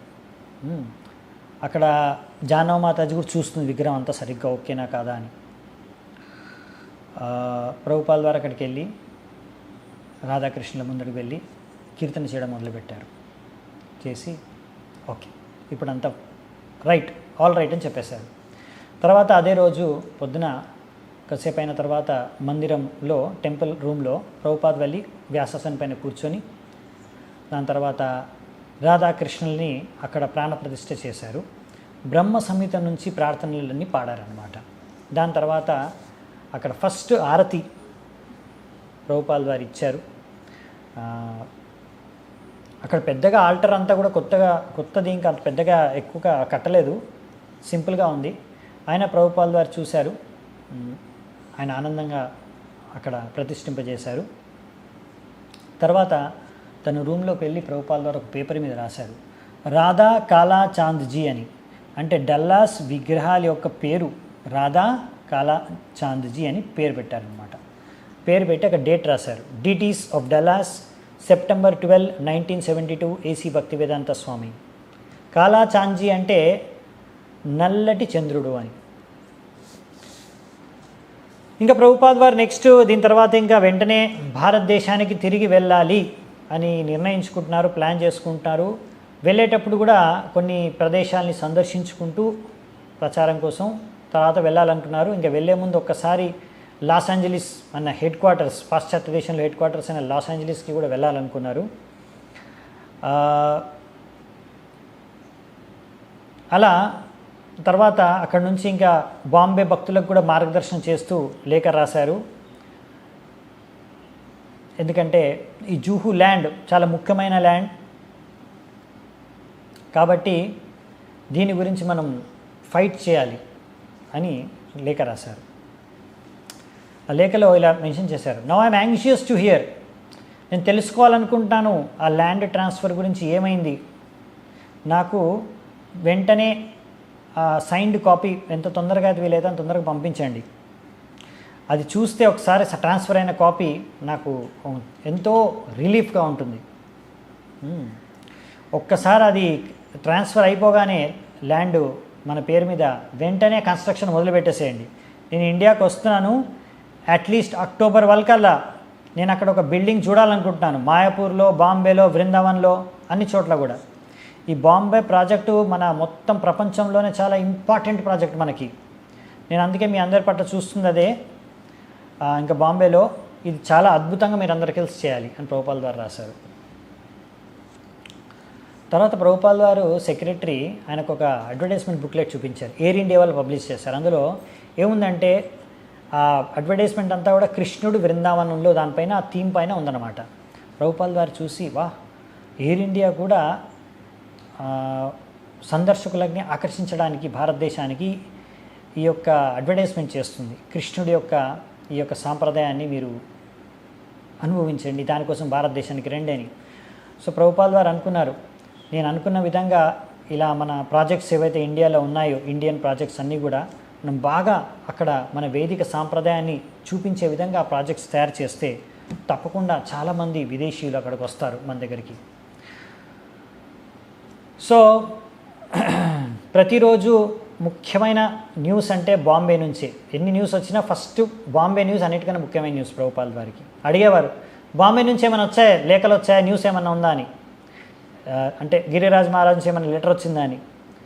సో అక్టోబర్ మొదట్లో గిరిరాజు నుంచి ఒక పెద్ద లెటర్ వచ్చిందనమాట. ఆయన రాశారు, మేము ఇక్కడ పరిస్థితుల్ని మా కంట్రోల్లో లేవు, మేము నియంత్రించలేకపోతున్నాము, అన్నీ చాలా స్లోగా వెళ్తున్నాయి. మిస్సెస్ మొరార్జీ అనండి, మిస్సెస్ మునిమ్ అనండి, బ్యాంక్ అతను అనండి, మిస్టర్ ఎన్ అనండి, అందరూ కూడా వాళ్ళు మాత్రం చెప్తున్నారు మేము అన్ని కార్యాలు చేస్తున్నామని. కానీ ఎవరు కూడా సరిగ్గా మాకు రెస్పాన్స్ చేయట్లేదు, మీరేమో తొందరగా కానివ్వండి అంటున్నారు, ఇక్కడ పనులు తొందరగా అవ్వట్లేదు, నాకు అర్థం కావట్లేదు, ఏం చేయాలో అన్నట్టుగా రాశారనమాట. సో ప్రభుపాల్ వారికి అర్థమైంది, ఇంకా ఏం కొత్తగా ఏం జరగలేదు, ఎలా ఉన్నాయి అక్కడ ఎలా ఉండేనో ముందు అలాగే ఉన్నాయి, ఇంకా డీడు ట్రాన్స్ఫర్ అవ్వలేదు.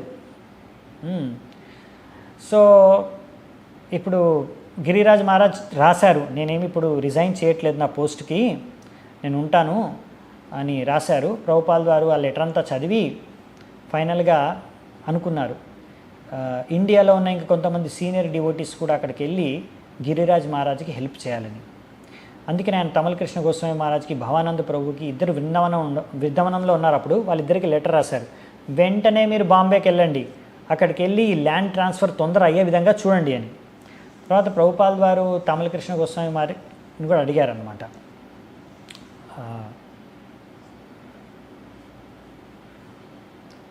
ఈ విధంగా మేనేజర్ మళ్ళీ నువ్వు ఈ ఇండియాలో మేనేజర్గా యాక్టివ్గా మళ్ళీ నువ్వు కార్యాలు మొదలుపెట్టు అని. ఎందుకంటే గిరిరాజ్ మహారాజ్కి అక్కడ చాలా ప్రాబ్లం ఎదుర్కొంటున్నాడు ఆయన లెటర్ నుంచి నాకు అర్థమైంది అదే. కాబట్టి నువ్వు మళ్ళీ అక్కడ జీబీసీ రెస్పాన్సిబిలిటీని పొజిషన్ని నువ్వు తీసుకొని మళ్ళీ అక్కడ ఇండియాకి వెళ్ళి అక్కడ ఉన్న కార్యాలన్నింటినీ కూడా సరిగ్గా చూసుకో అని. అలాగే ప్రభుపాల్ వారి గిరిరాజ్ మహారాజ్ కూడా రాశారనమాట, నువ్వేం కంగారు పడకు, నిన్ను హెల్ప్ చేయడానికి, నీకు సహాయం చేయడానికి ఇంకొంతమంది భక్తుల్ని నేను పంపిస్తున్నాను, వాళ్ళు అక్కడికి వస్తారు, నువ్వు అప్పటి వరకు బోర్డ్ ఆఫ్ ట్రస్టీస్ ఆ కార్యక్రమాన్ని చెయ్యని చెప్పారు. ఇంకా ప్రభుపాల్ వారు రాశారనమాట, నేను ఇంత దూరం నుంచి అక్కడ ఏం జరుగుతుందో ఆలోచిస్తూ నాకు చాలా మెదడికి చాలా పని పడుతుంది. సో కాబట్టి నేను మీ పైన ఇంకా కన్నా సీనియర్ శిష్యులపైన ఆధారపడి ఉన్నాను, మీరందరూ కలిసి సరిగ్గా సక్రమంగా పనులు చేసేయండి. సో ప్రభుపాల్ వారు ఇంకా రిపీటెడ్గా అక్కడ బాంబేలో మేనేజర్స్కి చెప్తున్నారనమాట, మీరు పర్చేస్ అగ్రిమెంట్లో ఎలా ఉందో అలాగే చెయ్యండి, మీరు ఇంకా వేరేదేమీ ఆలోచించకండి. కావాలనుకుంటే 5 లక్షలు అది ఇప్పుడు పే చేసేయండి, అక్కడ తర్వాత కావాలంటే టోటల్ అమౌంట్ నుంచి మనం మైనస్ చేసుకోవచ్చు, కానీ ఇంకా వేరే చేంజెస్ ఏమొద్దు. ఎలాగైనా సరే మీరందరూ వెళ్ళి ఆ మిస్టర్ ఎన్ పైన ప్రెషర్ చేయండి, ఒరిజినల్ అగ్రిమెంట్ ప్రకారం ట్రాన్స్ఫర్ చేయమని అడగండి. సో ప్రభుపాల్ వారికి ఇంకొక టెన్షన్ ఏంటంటే, తన లాయర్ అయిన మిస్టర్ డి నుంచి చాలా రోజుల నుంచి ఏం వినట్లేదు. 2 వారాల క్రిందట ఆయన మిస్టర్ ఎన్కి మిస్టర్ డికి ఇద్దరికి కూడా లెటర్ రాశారు, ఎందుకు డిలే జరుగుతుంది, ఎందుకు ల్యాండ్ ట్రాన్స్ఫర్ జరగట్లేదు అని. కానీ వాళ్ళిద్దరి నుంచి ఏమీ రిప్లై రాలేదు. అయితే ప్రభుపాల్ వారు ఏం చేశారు, తన ఇంకొక లాయర్ ఉన్నారు బాంబేలో, ఆయనకు లెటర్ రాశారు, అసలు ఎందుకు డిలే జరుగుతుంది నాకు అర్థం కావట్లేదు. అప్పుడు ఆ ఇంకో లాయర్ రిప్లై చేశారు, ప్రభుపాల్ వారి ఫ్రెండ్ లాయరు, మిస్టర్ డి ఇంకా మీ కేసుని ఆయన టేకప్ వదిలేశారు, మీ కేసు వదిలేశారు, ఆయన మీ కేసు ఇంకా ఫాలో చేయట్లేదు. అది విన్నారు ప్రభుపాల్ వారు, షాక్ అయ్యారు. ఒక 2 రోజుల తర్వాత అది మిస్టర్ డి నుంచి కూడా సేమ్ లెటర్ వచ్చిందనమాట, అదే విషయం చెప్పారు, నేను ఇంకా మీ కేసు ఏమి హ్యాండిల్ చేయట్లేదు, వదిలేశానని. సో ఇంకా ఈ రీసెంట్ న్యూస్ రాగానే ప్రభుపాల్ బాగా డిస్టర్బ్ అయిపోయారు. అంటే చాలా డిస్టర్బింగ్ న్యూస్ అనమాట ప్రభుపాల్ వారికి ఇది. ఎలా ఇప్పుడు అంటే ప్రభుపాల్ వారికి అర్థమైపోయింది, మిస్టర్ ఎన్ అంటే ముందు నుంచే ప్లాన్ వేశాడు, మమ్మల్ని మోసం చేయాలని ప్లాన్ వేసే ఇతను మొదలుపెట్టాడు మాతో డీలింగ్ అని. ఇదేదో కారణం కాదు, స్లో అవ్వడానికి ఏదో గవర్నమెంటో లేకపోతే వేరే ఏదో కారణం కాదు. ఈ మిస్టర్ డి ఇంకా మిస్టర్ ఎన్ వీళ్ళిద్దరు ముందు నుంచే కలిసి ఇలా ప్లాన్ చేసి మమ్మల్ని మోసం చేస్తున్నారని. వీళ్ళిద్దరు చీటర్గాళ్ళు, మోసగాళ్ళు అని ప్రభుపాల్ వారికి అర్థమైపోయింది. సో ప్రభుపాల్ వారికి అర్థమైపోయిందంటే ఇప్పుడు నిజంగానే వీళ్ళిద్దరితో అంటే ముఖ్యంగా మిస్టర్ ఎన్తో గొడవకు దిగాల్సిందే, యుద్ధానికి దిగాల్సిందే, కోర్టుకు వెళ్ళాల్సిందే, ఇతని పైన క్రిమినల్ కేస్ పెట్టాల్సిందే మిస్టర్ ఎన్. అంటే ఇంకా మనము ఈ కోర్టులో కేసు యుద్ధాన్ని అవాయిడ్ చేయలేము. ఎందుకంటే ప్రభుపాల్ వారికి క్లియర్ అనమాట, మన కేసు చాలా స్ట్రాంగ్గా ఉందని. సో లాస్ ఏంజలీస్ నుంచి బయలుదేరకన్నా ముందే ప్రభుపాల్ వారు ఇంకొక ఆలోచన వచ్చింది, ఇంకొక ఐడియా వచ్చింది తట్టింది ప్రభుపాల్ వారికి. వెంటనే ఆయన గిరిరాజుకు రాశారు, వెంటనే నువ్వు న్యూస్ పేపర్లో ఒక అడ్వర్టైజ్మెంట్ పబ్లిష్ చేయి, ఇలా ఇస్కాన్ మిస్టర్ ఎన్ యొక్క ల్యాండ్ పైన అగ్రిమెంట్ చేసుకుంది ట్రాన్స్ఫర్ చేసుకోవడానికి జూ ల్యాండ్ పైన అనేసి ఒక అడ్వర్టైజ్మెంట్ ప్రకటించావు న్యూస్ పేపర్లో అని. దాని తర్వాత అలా చెప్పేసి గిరిరాజ్కి ఆ తర్వాత అక్కడ నుంచి లాస్ ఏంజలీస్ నుంచి ఆయన బర్క్లీకి వెళ్ళిపోయారు ప్రభుపాల్ వారు. సో అలా అక్టోబర్ 6వ తారీఖు బర్క్లీకి చేరుకున్న తర్వాత ప్రభుపాల్ వారు అక్కడ ఉన్న యూనివర్సిటీ ఆఫ్ కాలిఫోర్నియాలో ప్రొఫెసర్ని కలిసి దాని తర్వాత మాట్లాడారు. దాని తర్వాత అక్కడ కూడా రాధాకృష్ణ విగ్రహాల్ని బర్క్లీ మందిరంలో కూడా ప్రతిష్ఠింపజేశారు. కానీ అక్కడికి వెళ్ళినా కానీ ఆయన చింతంతా కూడా బాంబే ల్యాండ్ పైనే. సో వెంటనే ఆయన తమల్ కృష్ణ గోస్వామి మహారాజ్కి రాశారనమాట, ఈ మిస్టర్ ఎన్ ఇంకా మిస్టర్ డి వీళ్ళిద్దరు కూడా చాలా రకాలుగా మోసం చేయడానికి ప్రయత్నిస్తున్నారు. ఈ గిరిరాజ్ మహారాజ్ చాలా ఆపదలో పడిపోయాడు, అందుకనే కష్టంలో ఉన్నాడు. వాళ్ళ ముందట ఈయన ఒక చిన్న పిల్లవాడు అయిపోయాడు. వాళ్ళందరూ కలిసి అతను బాగా మోసం చేస్తున్నారు. కాబట్టి నువ్వు వెళ్ళాలి, కానీ చాలా జాగ్రత్తగా ఉండు. ఏ డబ్బులు పే చేసినా అది కోర్టులో మాత్రమే, రిజిస్ట్రార్ ఆఫీస్లో మాత్రమే పే చేయాలి. ₹1 కూడా మిస్టర్ ఎన్ చేతికి ఇవ్వకూడదు, లేకపోతే ఆయనతో పాటు ఉన్న వాళ్ళకి చాలా జాగ్రత్తగా మ్యాటర్ సెటిల్ చేయాలి. లేకపోతే సెటిల్ అవ్వకపోతే కోర్టుకు వెళ్ళాల్సిందే. క్రిమినల్ కేసే కానీ సివిక్ కేసే కానీ ఆ మిస్టర్ ఎన్ పైన వేయాల్సిందే అని ప్రభుపాల్ వారు రాశారనమాట తెనాలి మహారాజ్కి. తర్వాత ప్రభుపాల్ వారు అంటున్నారు కరందర్, ఎందుకంటే ఆయన కూడా చాలా ఎక్స్పర్ట్ ఇలాంటి విషయాల్లో, అతన్ని కూడా పంపించాలి బాంబేలో హెల్ప్ చేయడానికి అనేసి అనుకున్నాడు. అలాగే శ్యామ్ సుందర్ ప్రభుని కూడా పంపించాలనుకున్నాడు. కానీ అప్పుడు శ్యామ్ సుందర్ ప్రభు లండన్కి వెళ్ళారనమాట. అక్కడ జార్జ్ హెరిసన్ తన ఎస్టేట్ని డొనేట్ చేయబోతున్నారు, దాన్ని చూడడానికి వెళ్ళారు దాని గురించి. సో ప్రభుపాల్ వారు శ్యామ్ సుందర్ ప్రభు కూడా చెప్పారు, ఒకసారి ఆ లండన్లో ఆ కార్యక్రమం ముగించిన తర్వాత నువ్వు కూడా బాంబేకి వెళ్ళాలి అని. సో బేసికల్ ఏంటంటే ప్రభుపాద్ వారు ఇప్పుడు ఈ మిస్టర్ ఎన్తో ఈ బాంబే ల్యాండ్ కోసం యుద్ధం చేయడానికి సంపూర్ణంగా సిద్ధమైపోయారు. అంటే వాడు ఎంత మోసం చేయాలనుకున్నా మోసపోవడానికి ప్రభుపాద్ వారు రెడీగా లేరు. ఆ విధంగా ఇప్పుడు రిటర్న్ ట్రిప్ ఇండియాకి వస్తున్నారు. సో ప్రభుపాద్ వారు హవాయికి వచ్చారు. అలా రిటర్న్ ట్రిప్లో ఇండియాకి వచ్చే కన్నా ముందు హవాయికి వచ్చారు లాస్ట్. దాని తర్వాత అక్కడికి వచ్చిన తర్వాత అక్కడ అక్టోబర్ 11th ఫస్ట్ టైం అక్కడ మనీలా అనే ప్రదేశానికి వెళ్ళారు. అక్కడ కొంతమంది శిష్యులు ఉన్నారు, వాళ్ళు ఒక ప్రోగ్రామ్ అరేంజ్ చేశారు టెంపుల్లో, ఇంకా హోటల్ ఇంటర్ కాంటినెంటల్లో. సో ప్రభుపాల్ వారు అక్కడ కూడా వెళ్ళినప్పుడు కూడా జూ గురించి ఆలోచిస్తున్నారు. అనుకున్నారు ఎలాగైనా సరే ఈ కేసులో మనం గెలుస్తాము, ఈ యుద్ధంలో మనం గెలుస్తాము. సో బాగా ఆలోచించి ఆయన పాయింట్స్, ఏ పాయింట్స్ మీద ఆర్గ్యుమెంట్ చేయాలి అనే విషయాలన్నిటి చక్కగా ఒక లెటర్లో గిరిరాజ్ మహారాజ్కి రాశారన్నమాట. ఆ పాయింట్స్ ఒకటి చదివి ఈ క్లాస్ మనం ముగిద్దామంట. ఈ చాప్టర్ కూడా ముగుస్తుంది. ఫస్ట్ పాయింట్ ఏం రాశారంటే, we have fulfilled all the conditions of a purchaser. అంటే మనము ఆ ల్యాండ్ కొనుగోలు చేయడానికి కావాల్సిన కండిషన్స్ అన్నీ కూడా మనం ఫుల్ఫిల్ చేశామని. Second, mister N he's purposefully delayed with a motive to cheat us as he had done with some others in his connection. మీ మిస్టర్ ఎన్ అనే వ్యక్తి మమ్మల్ని మోసం చేయాలని ముందుగానే నిర్ణయించుకున్నాడు, ఎలాగైతే మిగతా వాళ్ళని కూడా ఈ ల్యాండ్ వ్యాపారంలో మోసం చేశాడు అని. మూడో point, but this time he cannot cheat us because we are in position of the land our deity Radhakrishna is installed here. కానీ ఈసారి అతను మమ్మల్ని మోసం చేయలేడు, ఎందుకంటే మేము ఇప్పుడు ఆ యొక్క ల్యాండ్ పైనే నివసిస్తున్నాము, ఇంకా రాధాకృష్ణ విగ్రహాలు కూడా అక్కడ ప్రతిష్ఠింపబడ్డాయి. నాలుగో point, therefore we must immediately go to the court for enforcing him to execute the convenience immediately. అందుకనే మనం కోర్టుకు వెళ్ళాలి, కోర్టులో కేసు వేయాలి, వెంటనే ల్యాండ్ ట్రాన్స్ఫర్ చేయాలని మన పేరు పైకి. ఒకవేళ ఆ కోర్టు కేసు 5 నవంబర్ పాయింట్, ఒకవేళ ఆ కోర్టు కేసు చాలా రోజులు గడుస్తుందనుకో పర్వాలేదు, గడవనివ్వండి, ఎన్ని రోజులు నడిస్తే కేసు అన్ని రోజులు, కానీ మన యొక్క ప్రచార కార్యక్రమాలు మాత్రం ఆపకూడదు. కోర్టుకు వెళ్లకుండా మనం అతనితో ఏ మాత్రం రాజీకి రాకూడదు.